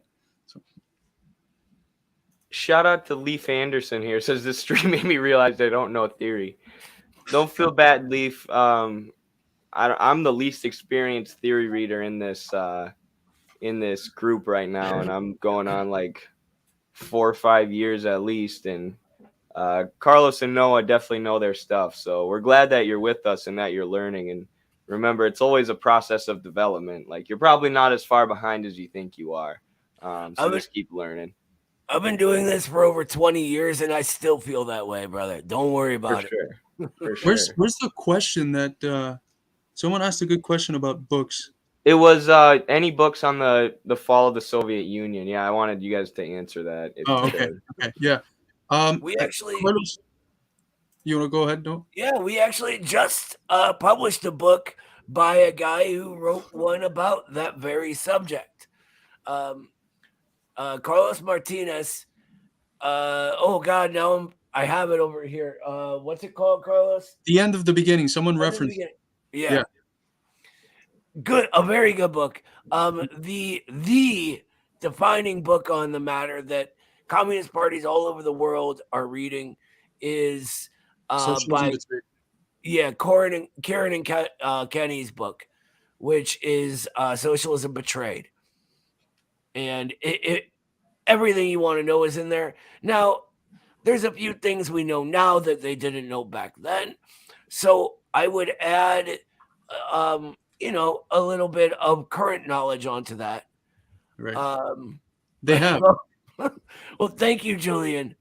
He says, Noah got me to read theory in a YouTube comment section. See, replying to everyone, no matter how long it takes me, does help. Noah's You're really the master at that. Yeah. I was going through my Twitter DMs today and got back to someone that it had been 2 months since he asked me a question. So if you do message me in any way, I will get back, even if it takes me a long time. Noah's like R. Chomsky, that he answers all emails, everything people send him. Yeah, those two books would be great. I heard both of them speak. So one of them, their actual name isn't the one that they used in the book. Right, Joe. Yeah, Joe Jameson. Right. But anyways, one of them mentioned that there was certain documents that they found that they added to a new introduction that they did, I think for a Russian version. I'm not sure, but yeah, Socialism Betrayed, The End of the Beginning from Carlos Martinez. I would say Black Shirts and Reds is also pretty good in how it develops on the what the Soviet Union was able to accomplish, some of the things that led it to fall as well, and what came after the fall, which is often ignored, but it's the first time a country has ever been demodernized in human history. So I think those 3 books should do it.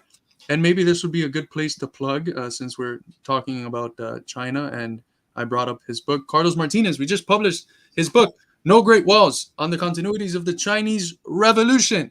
It also includes an essay titled, Will China Suffer the Same Fate as the Soviet Union? And then another essay that reflects on the successes of the Chinese Revolution following the 20th National Congress of the CPC. It is a absolutely must read. It's a must read book if you want to learn about Chinese Revolution, the Chinese Revolution, and why it is not something that broke here and then it broke there and then it was betrayed in 78 and then it was betrayed in this era and it was no. It's a continuous revolutionary process that adapts itself to changing context both nationally and internationally. So please go give that a read. It's a wonderful essay and a wonderful collection of essays. So I would definitely recommend you to pick it up. I have read it maybe twice now. So yeah. I tried to do the video on the construction of modern China, which is still one of my favorite videos I've done, but it was basically trying to make this point, like the reform and opening up period deepened the revolution rather than, breaking off with it, which is what people argue like the ultras that we're criticizing right now. But obviously Carlos does it in a much more systematic and comprehensive way. So as Carlos Garrido said, check out Carlos Martinez's book. Sorry, this is I just had to add about people emailing Chomsky. You guys remember when everyone was emailing him like about every Twitter beef or every Twitter interaction that went down? And they were mad at Matt Taibbi for writing about the left being too focused on social issues.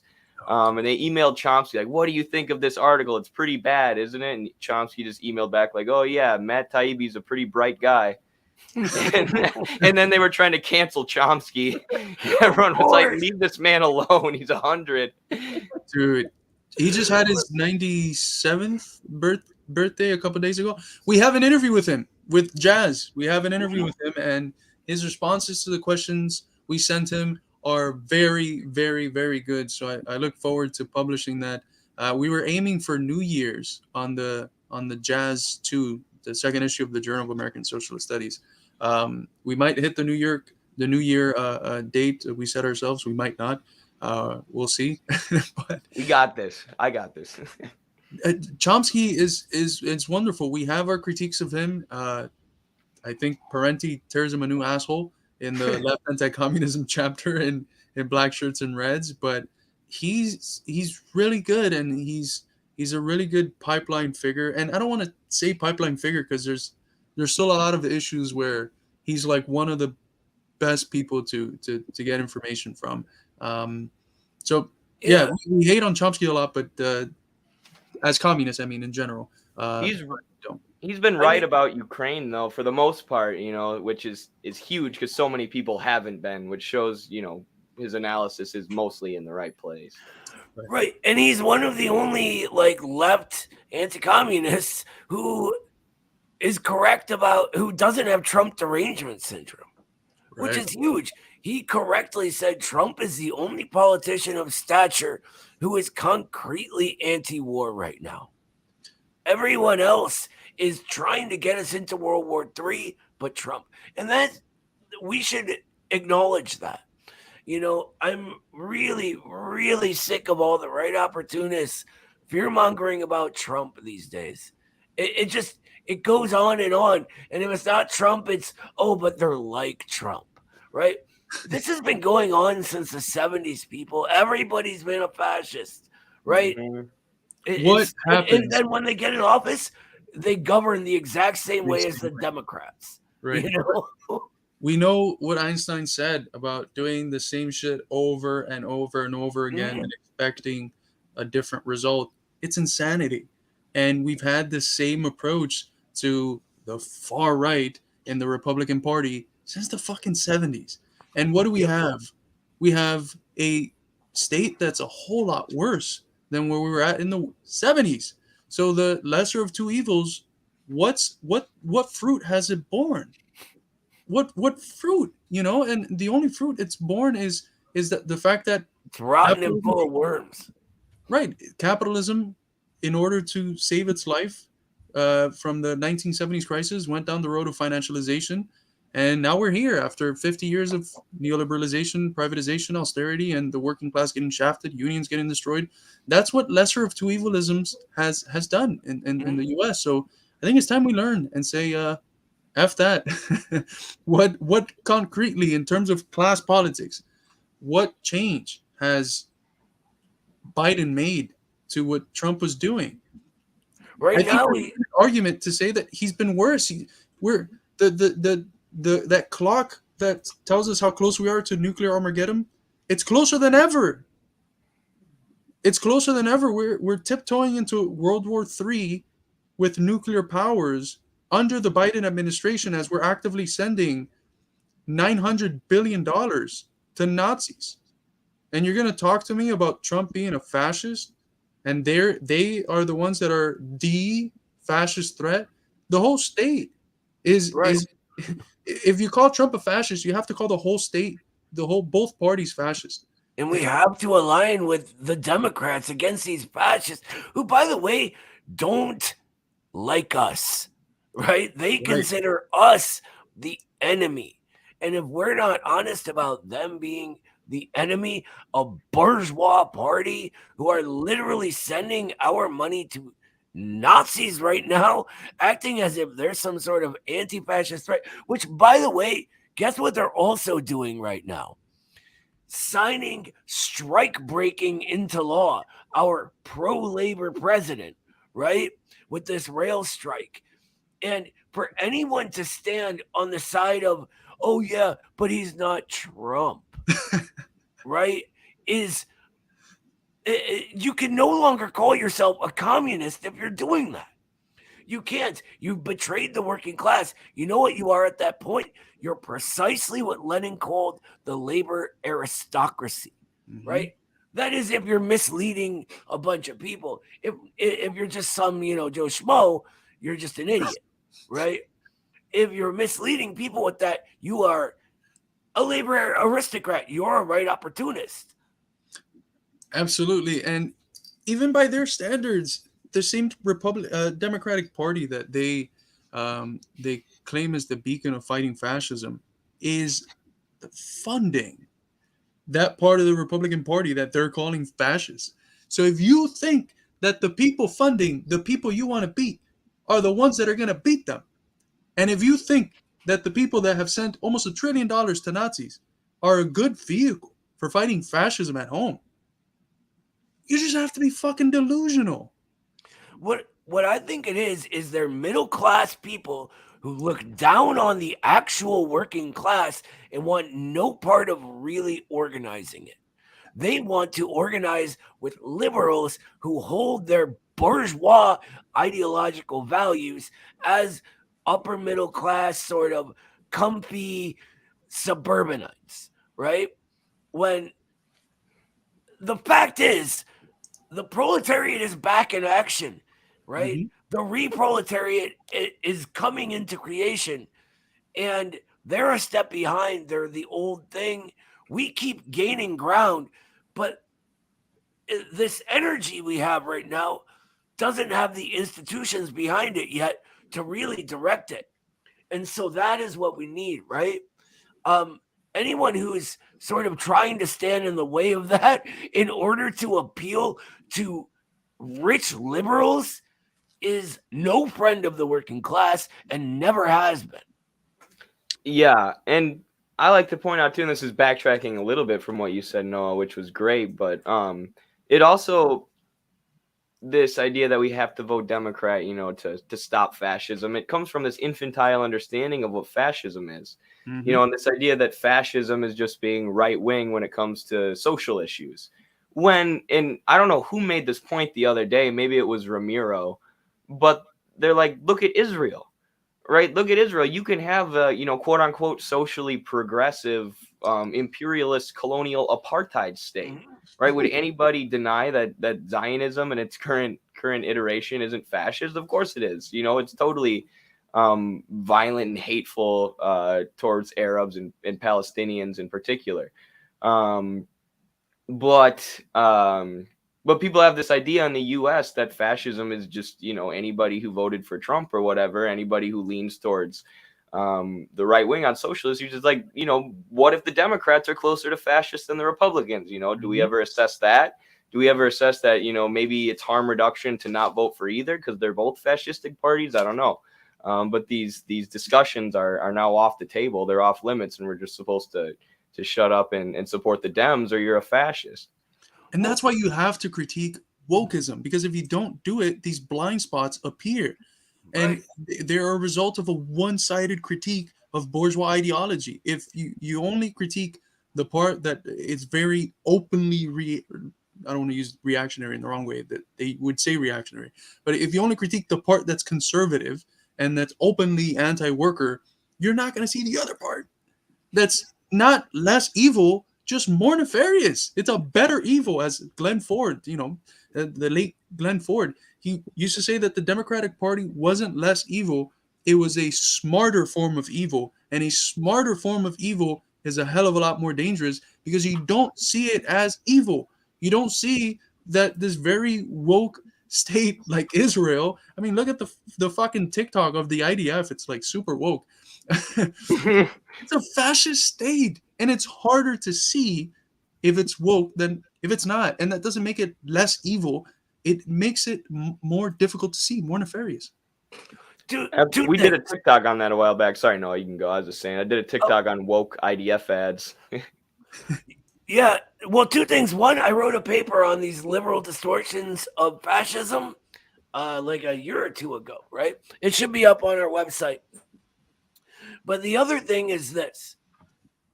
When, well, hold on. I lost it for a second. Oh, what they do is they'll take a sort of caricature of the worst of the Republican Party supporters, absolutize everyone who voted for Trump as that, and then talk about how that is evil and must be fought against, right? So, someone who may have been manipulated by Alex Jones, right? Like they're looking for some answer. They think Alex Jones is giving it to him because the mainstream media, the corporate media, hasn't, right? So they are anti-trans people entirely because they think every single trans person is a pedophile, right? That's not the case. You talk to anyone. I work with a bunch of people who voted Trump. Guess what they all are now? Supporters of the Communist Party, right? Some of them still like Alex Jones, but they know that not all trans people are pedophiles now, right?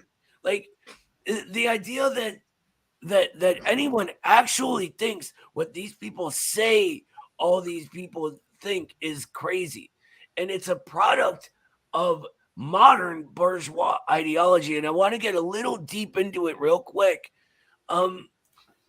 The change to a fully financialized higher stage of imperialism. And Carlos, you mentioned that earlier, and I forget who you were talking about said it, but I absolutely agree with this. This also later on, and we're in that later on now, creates ideological changes and changes within the entire superstructure. One of these is the brand marketing economy. These days, we don't look at things materially as they arise and observe. We compare that to abstract, preconceived brands that everything has to be. So conservative is this brand, and they put everything into it that's the worst of the worst because it's their opponent until it becomes a cartoon. And then anyone who has like a similarity to one of those traits, they throw into that brand. And the people in that brand do the same to us as communists. And all it takes is just being real, just being regular people. Get rid of the labels and just discuss things. That, and someone asked me how what changed their mind. That's all it takes. Just be real. Understand Marxism and appeal to people as workers and get rid of all of that nonsense. And we find out it's always coming down to class. If they're working class, chances are they'll be with us. If they're middle class, they oscillate, but chances are right now they'll be with the bourgeoisie. I want to pull up this comment real quick because I think it's hilarious, and that was a wonderful, wonderful statement you put. But I swear to God, we have the best people on chat. Like the shit they say is I funny. know. It's always. Our chat is amazing. Stay woke long enough, and you'll get insomnia. That is fucking hilarious. That's perfect. But it's true. You stop being able to see things that are in front of you, and Right. it's a sort of insomnia. Now, look, I've heard from friends of mine in the East Coast, in New York specifically, that there is a portion of like working class people from like marginalized community backgrounds that use the phrase like "stay woke" in a different way, right? They mean like stay aware of the fact that, you know, corporations are bad, the government is up to this, and they're in bed with the capitalists, and they use it in a different way. That's not what we're referring to when we criticize wokeism. We're using the concept as a new ideological tool that has become indispensable for contemporary bourgeois ideology, and that in order to win the war of positions that we are necessarily engaged with, the war of hegemony, we have to critique it. Not only that, I've never heard any working class people use the catchphrase "stay woke." Where I hear it is on college campuses. Yeah, Which, that's even if you're working class and you get into one of these college campuses where it's like this, you're enmeshed in this middle class PMC atmosphere, and you take on that as part of social reproduction. So therefore, it would not be a working class phrase even in that context. Maybe way, way, way long ago, but not in 2020s. right. I don't hear a lot of people say stay woke. Except people I just think of the Childish Gambino song, right. Redbone, where he used to stay woke. That's but thank you, I David, grew up for in the East super Cleveland. I chat. never heard it once. Thank you, David. Thanks again, David. Appreciate that. Someone had asked earlier if I had social media. I wanted to respond because they asked a few Oh times. yeah. I don't. I mean, I have Facebook, personal Facebook, but I've been debating starting a Twitter. I know Eddie recently did a Twitter. When People everyone like was that too. People like when I can just tweet off the cuff, I guess. when everyone was getting a Twitter, and I was at the beginning of high school. No, it was middle school, and everyone was getting a Twitter. I remember I got in a fight with this kid, a fist fight with a kid who was like the one that was always talking about Twitter. So it soured Twitter for me, and I never ended up getting a Twitter. So my first Twitter interactions have been through the Midwestern Marx Twitter, but I might end up getting one. You should. It's pretty fun. Do you guys have a Marxist analysis of the recent trade between Brittney Griner, WNBA player, and the Russian arms dealer? I don't know. It seems to be the issue everybody's talking about right now. I don't even know what to say other than like everyone seems to be saying America's stupid. I don't know. I'm glad Brittney Griner's safe, right? Like I'm glad she's free and not in a prison. Sure. But it is kind of weird that America is like, give us our celebrity and we'll give you this person with intelligence. My wife and I actually talked about this at length yesterday. It goes to it's sort of, and don't get me wrong, I am glad she's safe. I'm even glad, provided this guy isn't dangerous, that he's safe, right? Yeah. But it speaks to the entitlement of rich Americans, right? Who did she think she was going to Russia? Just like breaking the law like that. You're a guest in their country. It's no wonder people in other countries hate Americans sometimes, right? We go there and the people they see are these rich assholes who are like, oh, your laws, they don't apply to me. Don't you know how much money I have? I'll bring whatever weed I want. Like, do you understand the problems Russia had with drugs in the late 90s? Crocodile was invented there because of how bad it got after the Soviet Union fell. Like, you just don't do that kind of thing. And it reminds me of the kid that got arrested for stealing in North Korea. Who did he think he was? You know what I mean? Like, and he snuck into a government building that they told him was off limits for nobody except for, and of course this is never reported on American media, but it's literally off limits except for like the highest up government officials for like their, meetings of the utmost importance. And he snuck in there and stole a painting. He's lucky he didn't snuck get out of killed his on the room spot. after hours. And right. Someone from an enemy state that literally annihilated your entire country goes in there after knowing that. He's lucky he didn't get killed on the spot as a spy. Right. And it's so embedded into our culture. This is movie Seth Rogen and I forget what the other guys. The Interview, yeah. I thought it was hilarious when I was growing up, and it is a funny movie, but it is pretty funny. Horrible but it's taken a whole lot to like realize how dumb it and how propagandistic it is. And when you're born and bred on that sort of culture industry, it almost comes natural to do dumb shit like that abroad because it's funny. You've grown up as that being the comedy that you engage with, and it's very difficult. But again, I think you said it perfectly. It reflects this culture that's dominated by American arrogance. And look, I mean, I don't think people should be going to jail for weed. That's a big problem we have here. Right. That we should legalize weed, get rid of all the people that are still in prison because of weed, and clean their fucking record. But the context in Russia is a little different, and it's a different country that you have to go and respect their laws.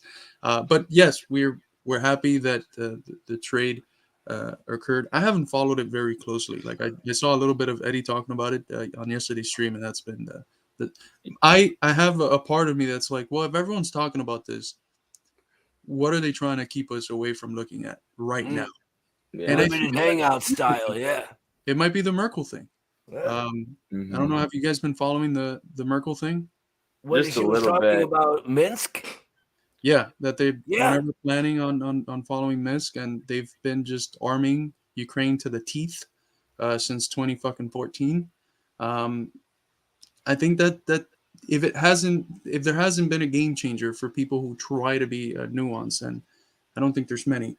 I think throwing this factor in is something that very much helps the legitimation of the special operations that Russia has been carrying out. And I've gotten pretty good. I want to comment on this question or comment that somebody left too, but I don't know. I've gotten pretty good at noticing like when there's an influence campaign going on, like with SOS Cuba or the recent events with Iran where there's, social media funkiness going on. I don't know exactly how they do it, but this has definitely been a hot button issue that everybody on social media has been talking about, which makes me think, is there some kind of influence campaign, draw people's attention here, draw people's attention away from, whatever other issue probably related to Russia, Ukraine. But I wanted to point out this too, because it's a really good example of hypocrisy. We traded for Brittney Griner, did all these things to get, a celebrity back, but Biden wouldn't even meet with the family of Shireen Abu Akleh, the reporter from Al Jazeera who was gunned down by Israeli apartheid forces in Palestine. And now Biden is literally, Al Jazeera is trying to take this to The Hague, trying to take this to the International Criminal Court, the ICC, and the U.S. is blocking it. The U.S. is preventing them from suing Israel or taking Israel to court over gunning down a journalist, which is, obviously an abuse of human rights violation by every standard, because the U.S. gives Israel $3 billion a year in weapons to enforce this apartheid, of course.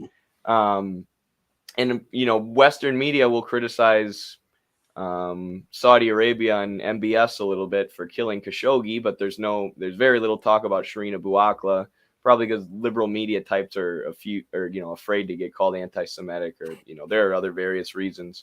But yeah, it's like everybody's attention is focused on this celebrity. The U.S. government dropped everything in order to get this rich person back, and meanwhile, we're blocking this family of this journalist who got gunned down from getting justice. And we gave Israel the weapons and the support and the funding to kill their family member, Shireen Abu Akleh. So the hypocrisy of it is clear. And that's with everything the U.S. does, of course. It's all in their own interests. So everything they come up with to justify their actions is a lie. Not to take away from the importance of what you were just talking about, Eddie, but I just realized we were reading a critique of Carlos's theory like 45 minutes ago. This has been the longest side point. Do you guys want to react to the 5-minute PragerU video that I've been saving? Let's do that instead. Maybe we'll react to this like wild anti-communist later. Another time. This was like a Zizek level, and I know that he's not to be spoken of. He's like the vanguard. All together as anti-communists, right? He's like the vanguard of left anti-communism today. But it's very funny how he's supposed to like speak on Hegel, and he goes on like 3-hour rants about jokes or something. Right? We just did Yeah, that. it's supposed to be a speech on Hegel, and he talks about like the Batman movie for 2 hours. Like the one segment we knew we were gonna talk about was the Black like Mao thing. And it's been the only thing we haven't done. And when we went to touch it, we went on like an hour Well, side. I don't like know if when you guys have read the whole article. It's It's like- not good. No, It's not- so there's really not much substance there. It's no, just I him feel like we've whining covered and, most of it, like honestly. quoting a bunch of ultras mad that Carlos didn't quote them too. Like, okay. But it reminds me of like Zizek debating Jordan Peterson about Marxism. And like I watched that whole thing waiting for them to get to the Marxism. Right? My dumbass paid $20 for it Oh, because I bought the ticket and it ended up like being streamed for free the same day. That's terrible. that sucks. They must have made so much money off that.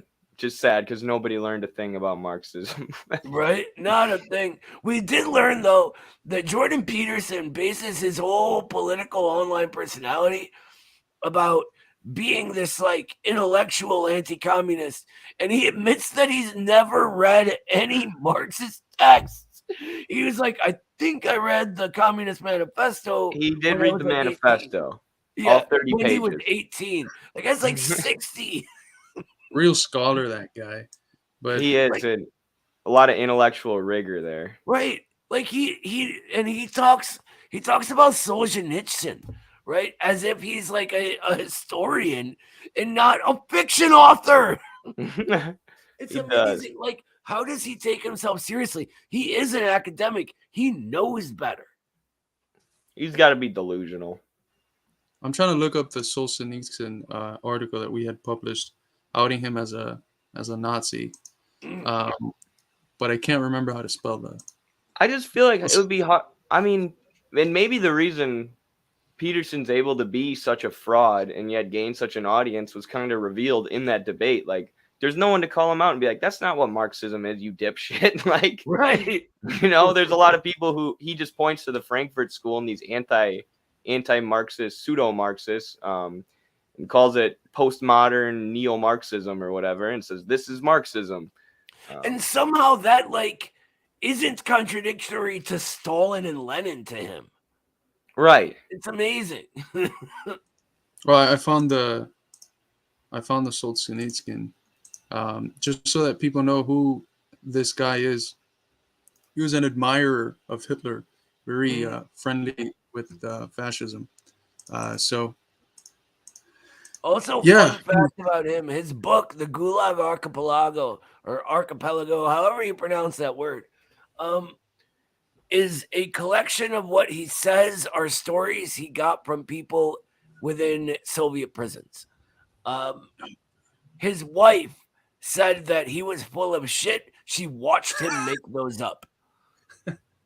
So, I mean, I read the one that he did. I forget what the name is, but it follows the one day in the life of supposedly a guy in the Gulag, and it was so ridiculous because it was in the context of a class that I did that was called Literature of Oppression and Resistance, and the whole class had been like stories, literature tied to like native resistance.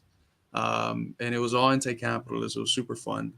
And of course, since the professor was a liberal, we finished with that Solzhenitsyn text, A Day in the Life of, I can't remember what it is. And it was so ridiculous. And that was his favorite as I was criticizing capitalism. But then I started defending Stalin, and I was like the black sheep of the class.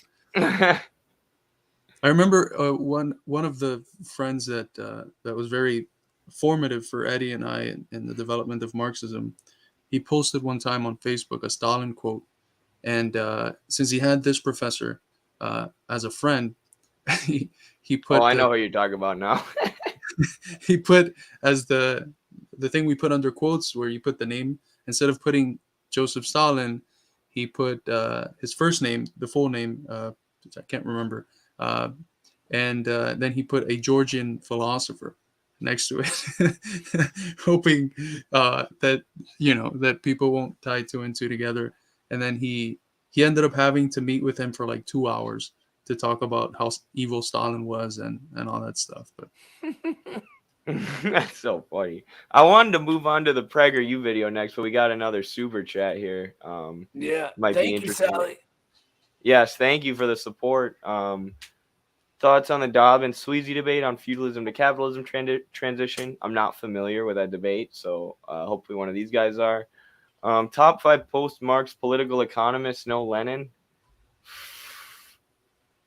I don't know. I got to think about that one. I'm a philosopher, so but I'd say that of the ones that are alive, Paul Cockshot's top 3, honestly. Paul Cockshot. I mean, he's one of our writers, of course. Right. Mm-hmm. No bias there at all. But Radhika Desai Yes. had the opportunity to give a book endorsement for her recent book, Capitalism, Coronavirus, and War, which is a wonderful, wonderful book if you really want to get into the weeds of the process of financialization that took place since the beginning of the 70s, and how the results of the pandemics, when you do a comparative analysis of socialist versus the most neoliberal capitalist countries, shows the superiority. So it's a wonderful book. But yeah, that's Cockshot, Desai. Alan Freeman is another wonderful Marxist economist. Does Michael Hudson count?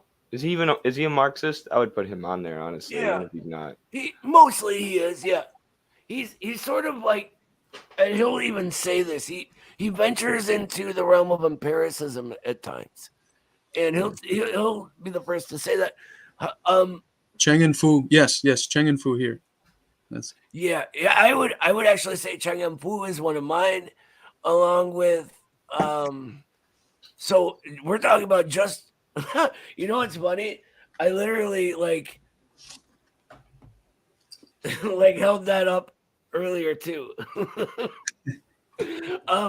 But so anyone post Marx that isn't Lenin, I mean, there's Deng Xiaoping. Stalin has economic problems of the USSR. I was gonna say Stalin.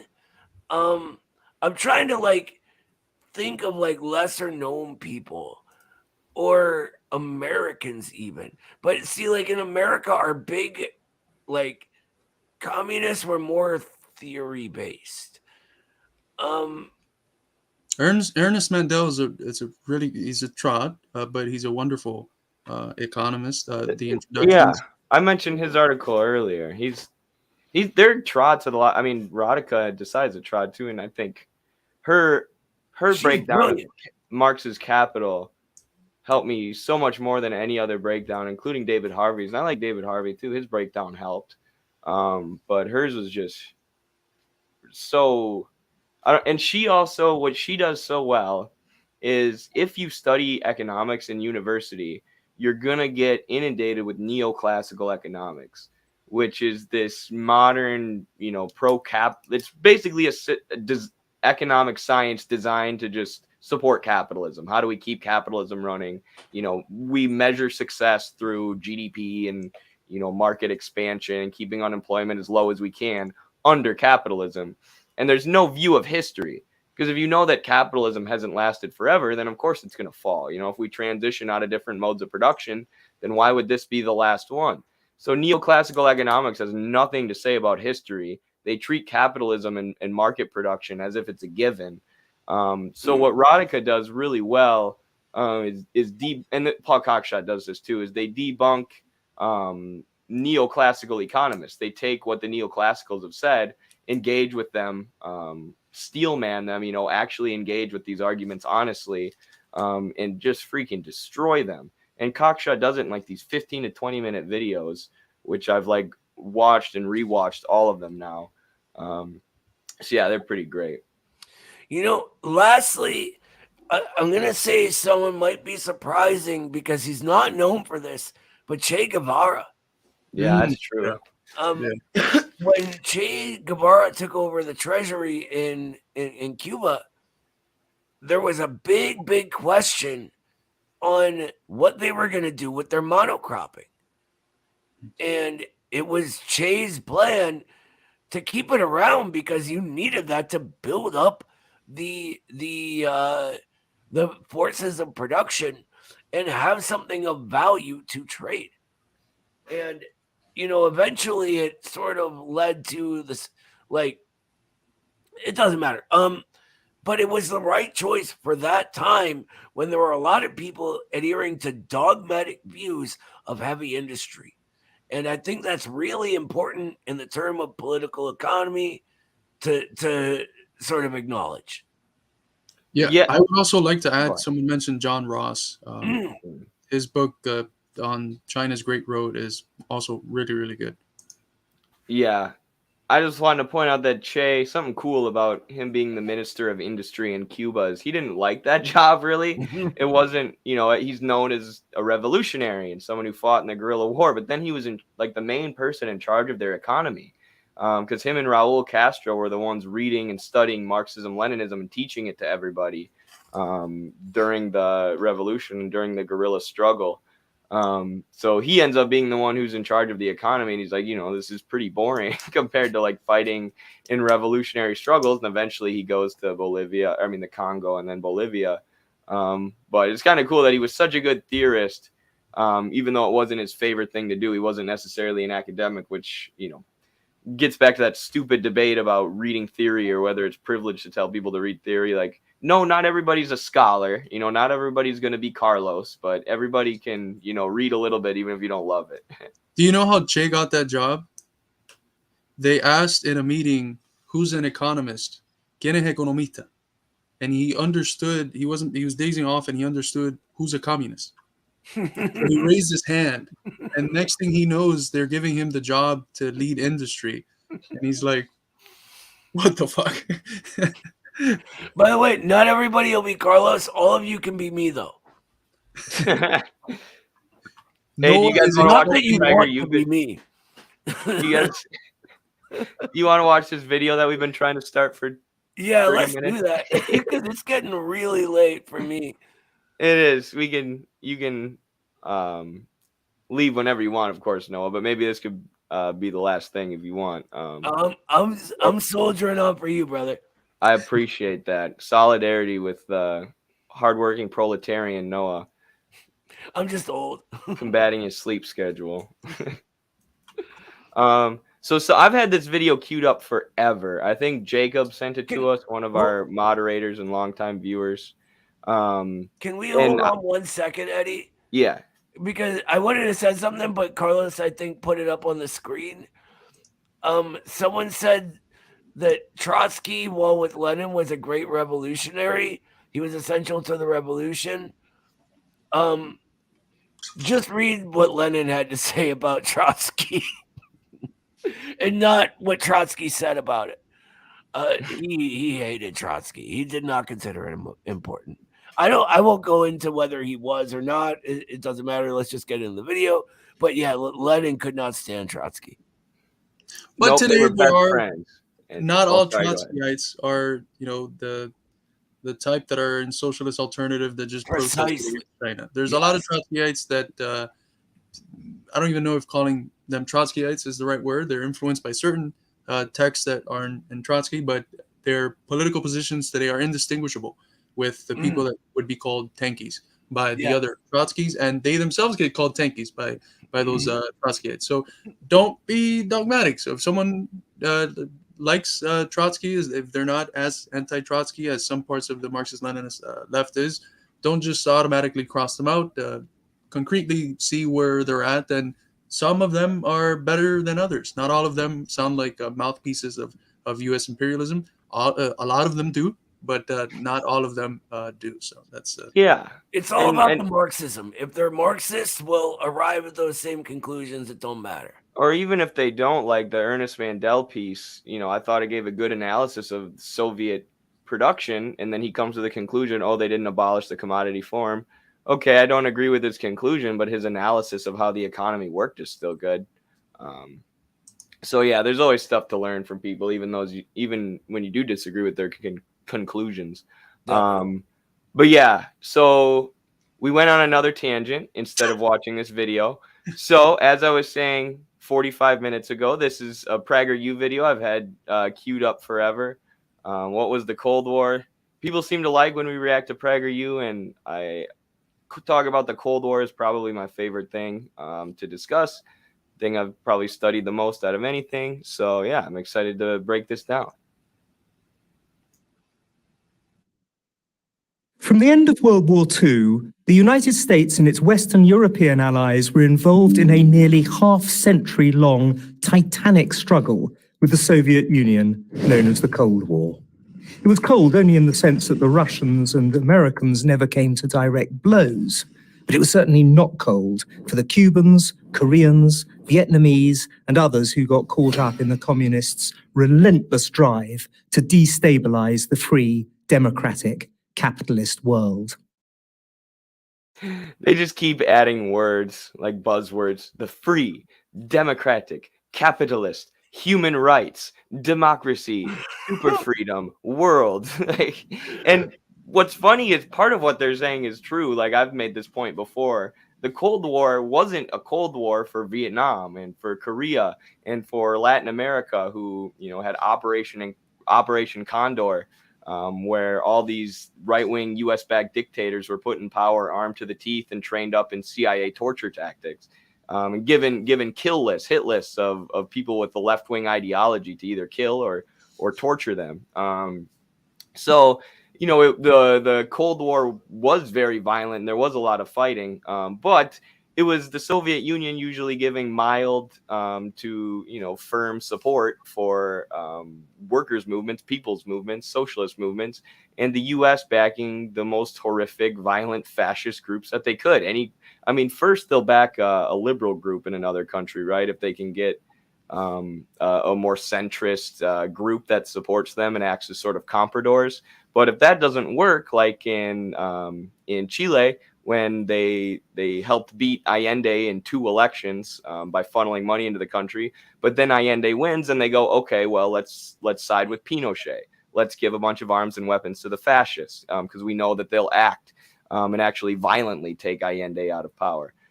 So you have violence that's brought to all these countries by capitalism, by the United States, the dictatorship of the ruling capitalist financial oligarch class. And yeah, they brought death and destruction all over the world. And I guess it's easy to just say, nope, the Soviets did it. You know what I think is funny? We're 30 seconds in, and already they're just lying like crazy. They're either lying by acting as if they're experts on a subject they have not verified, or they're acting as if like it was the Soviets who were like, hey guys, come into our relentless drive to destabilize freedom, right? Like, that's ridiculous, as if these countries weren't fighting in their own particular way for their own freedom against the capitalist world, which is neither free nor democratic in the sense that PragerU means it here. As soon as I heard him speak, for some reason I thought about a very Esha K style thought about what should be done.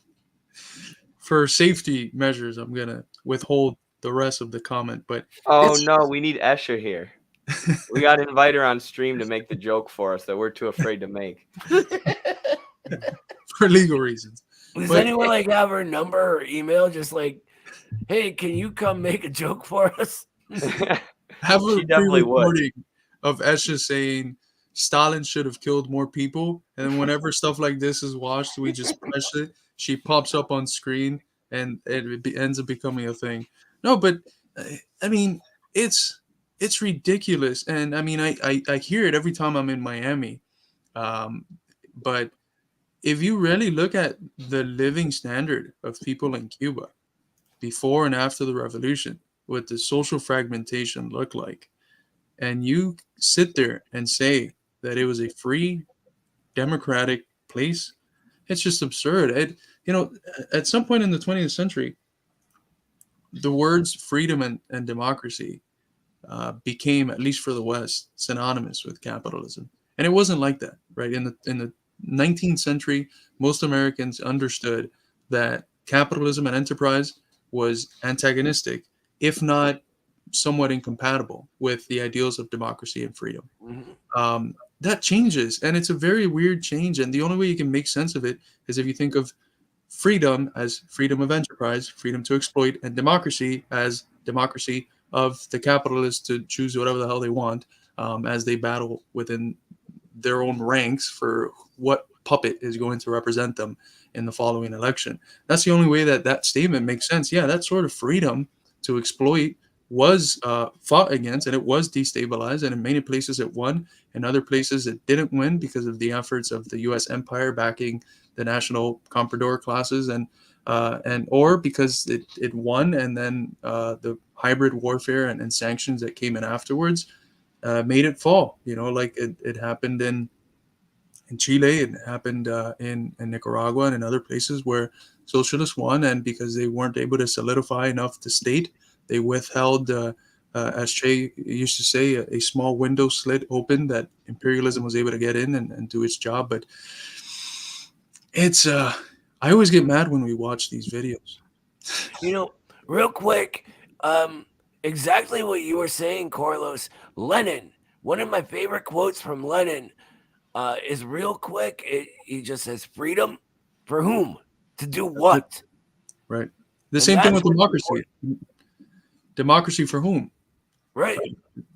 And that's very important when you have a class analysis. Freedom for who? Democracy for who? None of freedom or democracy, they don't exist in the abstract, right? Yeah, someone mentioned here Cuba's Cubans live on average 3 years more than Americans right now. A small island that was historically made because of colonialism, dependent on one product and trading that product with the U.S. This small island that has been blocked and been the subject of hybrid warfare by the most formidable of enemies human history has seen, has their people living on average 3 years longer than the enemy. Where sounds like the free world to me, but the it's not enemy capitalist. I'm confused. then the enemy that, because of its fucking size, it's able, and because of its status as an empire, it's able to cipher all the super profits here. But where do those super profits go? You know, who benefits from that? Is it working people? Is it poor people? Or are we just applying, as Noah once brilliantly said, left-wing Reaganomics and trickle-down economics understanding when we talk in those ways? Oh, people got mad for saying that. By the way, right. Paul, stop texting me. You know I'm streaming. You were We'll watching. We'll see if we can get through the rest of this video without Carlos slamming his head through the camera. Try not to take it too personal what they say, Carlos. Nobody believes these guys. Physics asked a question here. No, it's not real. Go ahead. No, it's not. Esha actually breaks that down pretty well. Furge just did a book. Grover Fur's last book was on that, and we interviewed him on that as well. So there you go. Perfect. There were, to be sure, many morally complex moments during this long struggle, but the Cold War was, at its core, as clear a conflict of good versus evil as World War II had been. Just like that war, the Cold War was a death match between the forces representing freedom and the forces representing totalitarianism. Because hundreds of thousands, perhaps millions, died in it, the Cold War can... Like, I feel like there's no way you could even think this stuff unless you're rich. You know, it's almost like they're stating the CIA strategy, like, we're going to get everyone to think the Cold War was a battle of just good and freedom versus evil and totalitarianism. But they just say it, you know, without even providing any evidence. It's like if you live in the West, if you live in the U.S., you know it's not this perfect bastion of freedom and democracy. So who the hell believes this except people with millions and millions and millions of dollars, like the PragerU people who make these videos, which is why they're so widely mocked. I'm sure, you know, people can recognize how ridiculous they are. But there are people who watch this and follow them, which is kind of wild.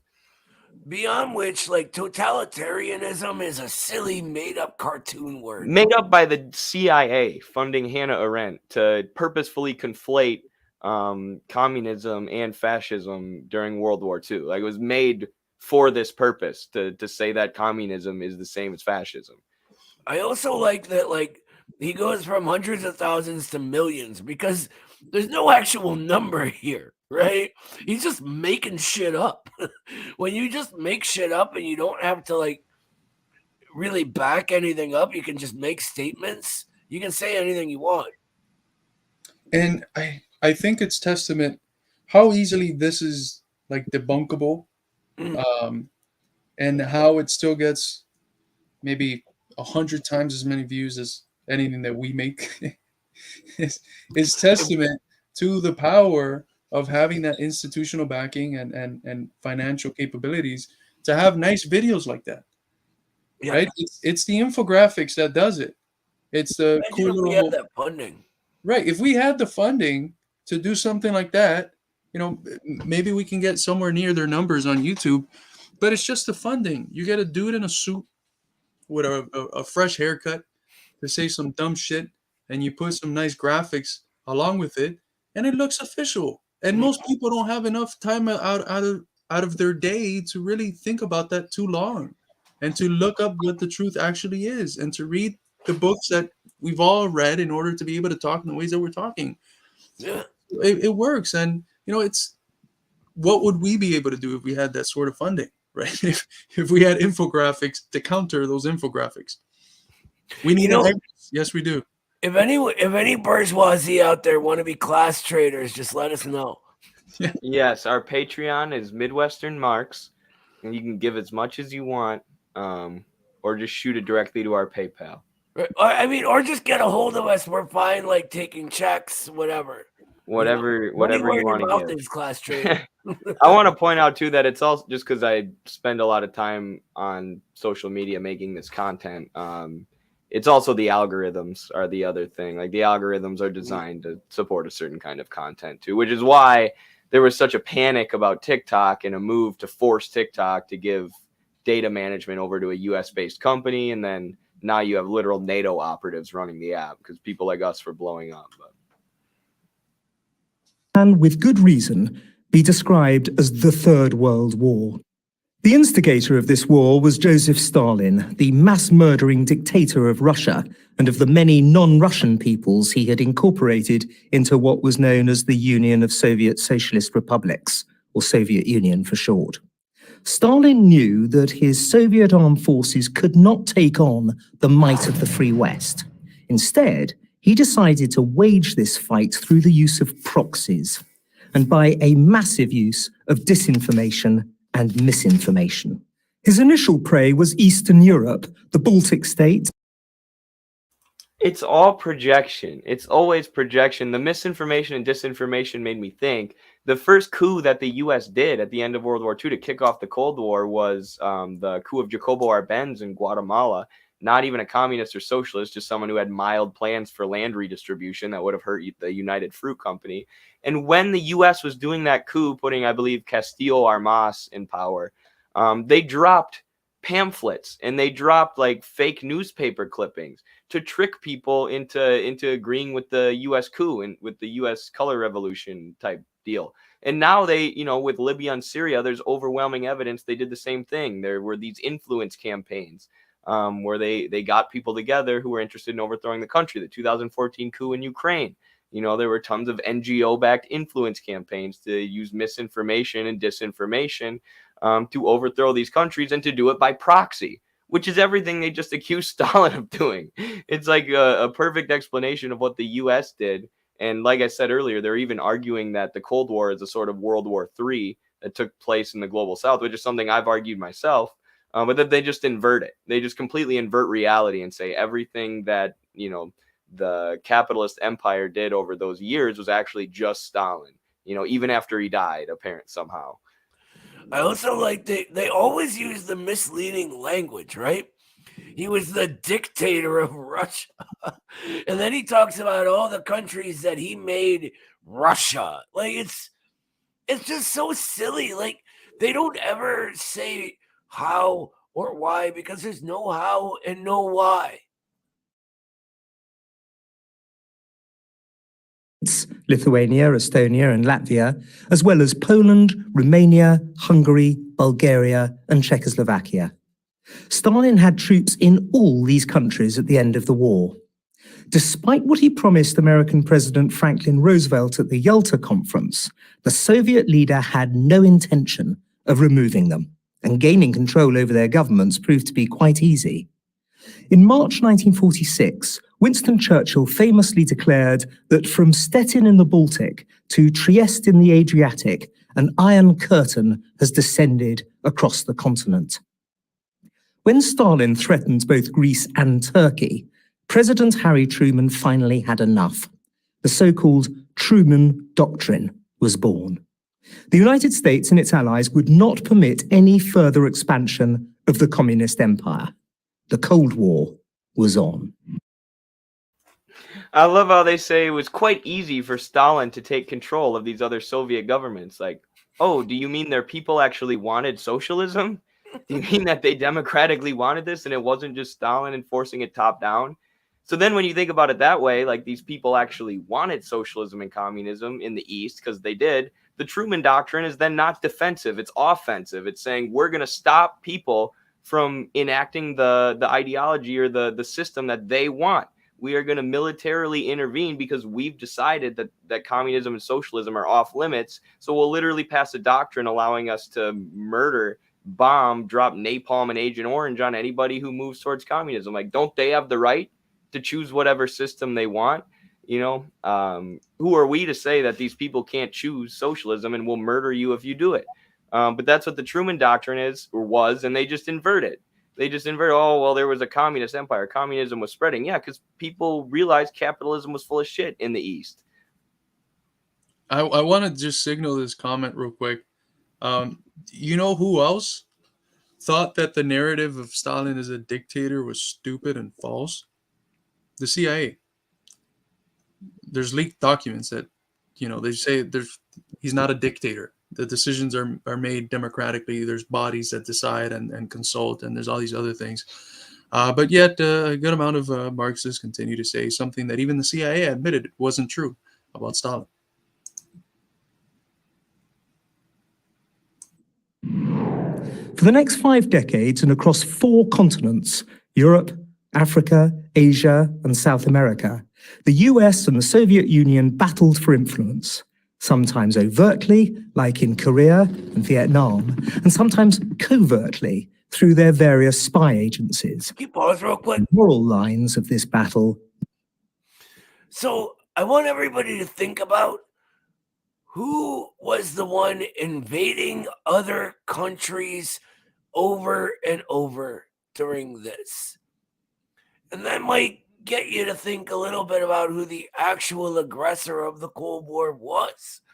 And, you know, they talk about like Stalin's promises to FDR. Stalin kept every promise to FDR he had. The fact is, though, America started breaking promises, and FDR was not in office for all time, right? So while FDR, for the most part, wanted friendly relations with the Soviets, he's only one man and only one point in time. For sure. And I mean, you say, look at who was doing the invasions, and we've talked about this before. After the UN was formed at the end of World War II, the first like 50 vetoes in the Security Council were the Soviet Union vetoing the US trying to invade different places. And then they don't even talk about Operation Condor. They just say, you know, the covert actions of intelligence agencies. Like, oh, you're not even going to mention the hundreds of thousands of people tortured and killed to death by the CIA in Latin America because they had a left-wing ideology.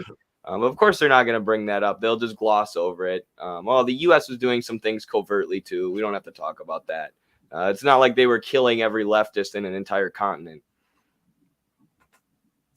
Never changed. The freedom of the West versus the communist tyranny of the Soviet East. There are, nonetheless, as there were even at the time, those who argue that the Cold War was an overreaction by the West, that the ambitions and strength of the Soviet bloc were greatly exaggerated, and that America, with its massive defense build-up, was just as responsible for the Cold War as was the Soviet Union. But this simply isn't true, as an immense amount of archival evidence from Russia, not available until after the Cold War ended, now proves. Nikita Khrushchev, Stalin's successor, stated Soviet intentions plainly in 1956. "We will bury you," he told the West. Hey, can you pause real quick, Eddie? You just muted yourself, Noah. Sorry, I just want to point out a really clever way they propagandistically put something. He makes a fake point in order to debunk it. Like just a minute ago, he was saying that, oh, some people said that actually the Soviets weren't a big threat because, you know, they weren't as advanced and powerful as everyone thought they were. That's not true. They were very advanced and powerful. The point still remains, though, that they weren't a threat, you know, not to us regular Americans. They were a threat, of course, to the corporations that were scared that their profit margins were shrinking and they'd be overthrown by us. And when Nikita Khrushchev said we'd bury you, he's talking about our working class. Anyway, yeah, I just had to mention that. Sorry. No, that quote from Nikita Khrushchev actually proves that everything the Soviet Union did throughout the Cold War was bad. You know, before he was in office, after he was in office, you know, he said, "We will bury you." So I don't know why you're demanding more proof or more evidence for their claims, Noah. Just listen to the PragerU guy. He's in a nice suit. And he's talking about this archive thing that he doesn't really specify, and he doesn't also specify some of the manipulation that has occurred in the archives. He's got a real punchable face, too.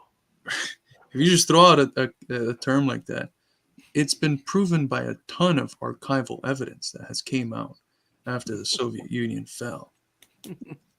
Which is what I mean, they thought, the CIA and some of the Americans thought when the Soviet Union fell and they got access to the archives, they were going to be like, oh, you know, here's why they were such murderous, evil dictators. And they found the opposite. Like there was a quote from a CIA agent or officer who said, like, before the Soviet Union fell and we had access to the archives, we wondered why were they doing this? And then after we got access to the archives, we learned, oh, they were doing it because they're communists, because they're socialists, because they're actually trying to build a better world.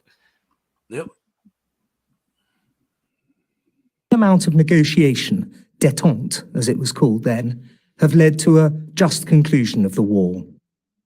The American diplomat George Kennan rightly warned that short of becoming a communist country, there was nothing the United States could do to gain the Kremlin's trust.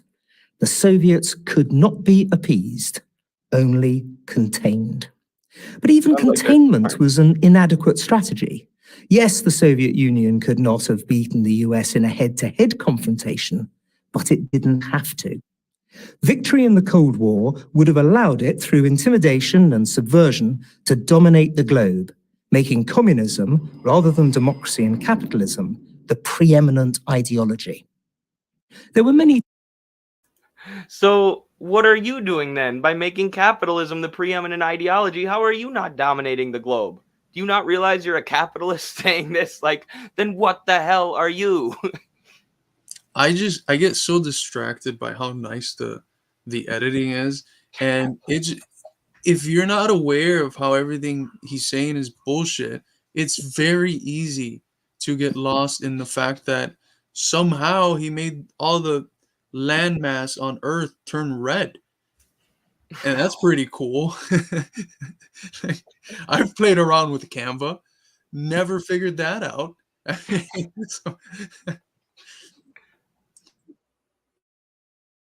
Times during the 5 decades of the war that it seemed like this would be the case. But thanks primarily to the strong leadership shown by Ronald Reagan, Margaret Thatcher, and Pope John Paul II, the Cold War ended not with a bang, but a whimper. The Soviet Union was, at the close of the 1980s, to use historian Paul Johnson's description, a bewildered giant. Economic how can you say it went out with a whimper when it was a human rights disaster? When the Soviet Union fell, people were thrown into poverty. The drug trade and sex trade flowed back over the border for the first time. You know, it's considered one of the worst events in the entire region's history. You know, people had employment and education and all these things guaranteed to them, and they lost that. And it was horrific as far as the standard of life went. Life expectancy and all these different stats of that measure human well-being went down. It was a human rights disaster. So to just call that a whimper is, to just dismiss the struggle of all those people, or all the people whose lives were thrown into chaos with the fall of the Soviet Union, which for a Western capitalist, yeah, who cares about those people? You just want to exploit those people anyways. Not to mention the hundreds of millions of people around the world.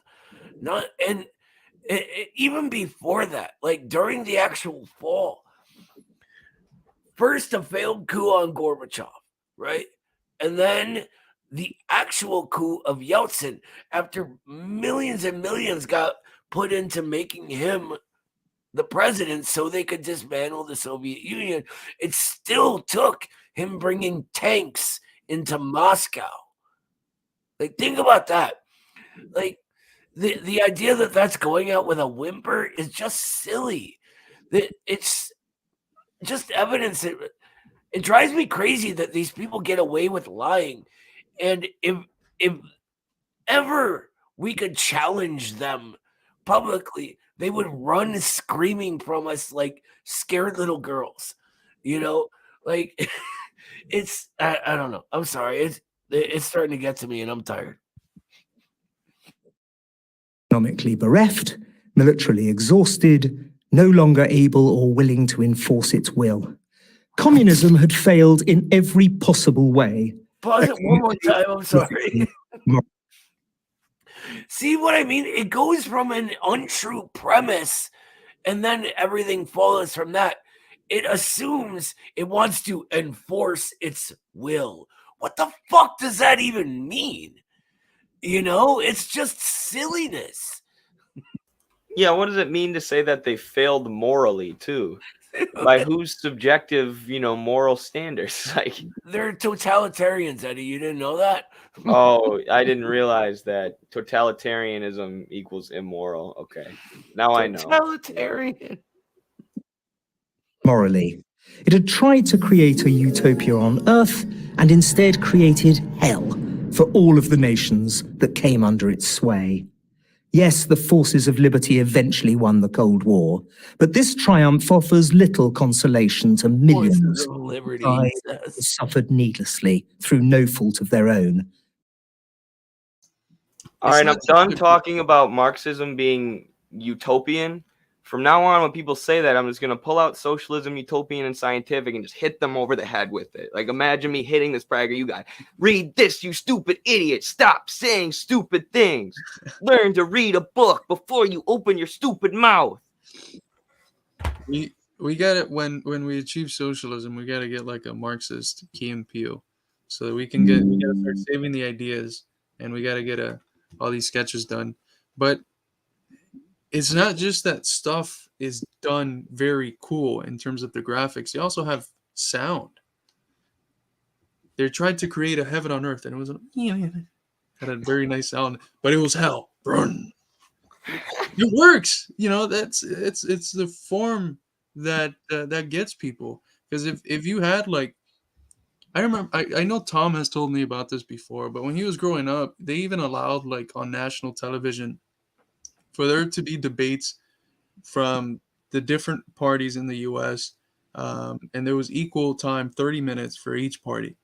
And it was like that how Tom started becoming a socialist, because he saw the Socialist Labor Party guy one time and he started getting into it. And it's like that's not even allowed anymore. And there's such a difference in the material objective financial forces that ground each ideology's ability to speak. And that's really what I'm amazed at, that they're not saying anything of substance. not one claim they've made has been true, verifiable, and none of them would be the sorts of claims that, if they were in a debate with anyone in this here, that they wouldn't get like fired up for it. You know, they'd get flamed for every single statement that they've said, and they'd be publicly humiliated. I know a while back we tried to get them to debate us on Twitter, and they never reached out, and they won't reach out, because it would be very embarrassing for them. They responded to one of my videos directly right when they started, and They got ratioed. Yeah, we ratioed the shit out of this like poor, young person who I'm sure they hired and gave a bunch of money to say that, I said that we should nationalize major industries and reinvest the surplus in the people. She's like, yes, because I'd love all our industries to run just like the DMV. And I was just like, well, the DMV is a public service that exists under capitalism. Nationalization of the industries under socialism, it just like explained that their argument was fallacious and wrong. It was within a TikTok, within a 1-minute TikTok, I was able to explain that, and people saw right through it. But they don't engage directly usually for that reason. Because they would get flamed in front of everyone, like Carlos said. So you just get these nicely produced videos of an official looking guy in a suit, saying very authoritative things with no evidence, or making very authoritative claims with very little evidence. I'm working on the last bit of energy here, so if I struggle through this point, I'm sorry. But that's why they have to consistently claim that a part of the ruling class and their political puppets are communists, because people hate the government. They hate the government, but it's not the government in abstract that they hate. They hate a very specific type of government, and that's why they use those arguments, which are like the DMV sucks, or this sucks, or this. It's insane how they've been able to use the people hating their state to their advantage. It is the capitalist state which the people in this country have experienced, and it is that state which has led their anti-government sentiment. And somehow they're able to manipulate this and twist it into comparing anything the state does with communism, and in so doing, discrediting anything that communism is, because it's just big government. And since the reference point for government is capitalist government, who the hell wants big government? Who wants big government if the government we have now sucks ass? So maybe more government, it's even worse. So they use something that shows how deficient they are, how bad their state is, to their favor. And that, at least from the standpoint of how they're able to manipulate it, is pretty impressive. They're able to get something that shows that they suck and use it to argue for why they're the best. It's incredible, and it's a powerful argument. That's why there's so many libertarians in the U.S., I feel like. There are a lot of, I have a friend who tells me, I agree with all that stuff you say about socialism and communism. I just want to do it without the government. It's like, well, the point is to take power of the people who have the government right now. Buddy, no offense, Keegan, you're a smart guy, but come on, quit falling for this shit, Keegs. I don't know about the smart guys. Both of you ate chicken and put it in fucking rice without cooking it. I thought it was the most stupid thing I've ever seen. I texted you as soon as I saw it. I was trying to save you from eating it. You ate it and you had salmonella for like 2 weeks. So I don't think you're hanging around, no Nobel laureates. That was Guy, not Keegan. Okay. Guy hasn't quite got. He was a good wrestler, but didn't do as well in school as Keegan. I'll say that. It goes back to something I was saying earlier, that people have a sort of preconceived form of a thing in their head as a brand. For them, that's government in its entirety. They cannot imagine another form of government. And so the way I always explain it is I say, look, even our Constitution says that we are a nation of, by, and for the people. Is that being fulfilled? Really? Is that being fulfilled? Think about who picks our entire government. Think about who does nothing and takes everything, right?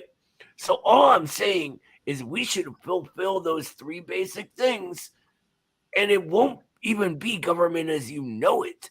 It'll be this new thing that's actually a working class government, which is all we're talking about with socialism anyway, when we really get down to it. But you can't do that today because the socialists don't want anything to do with the ideas that every fucking American accepts.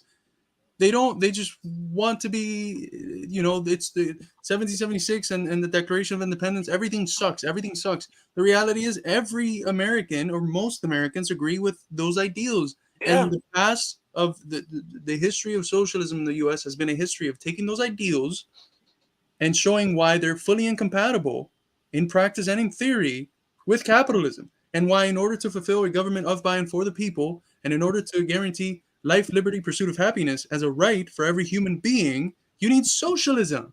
Every fucking socialist has done it in the history of the country, especially in the periods where socialism has been the strongest and when the class struggle has been the most tipped towards the side of the working class. And today we can't do that.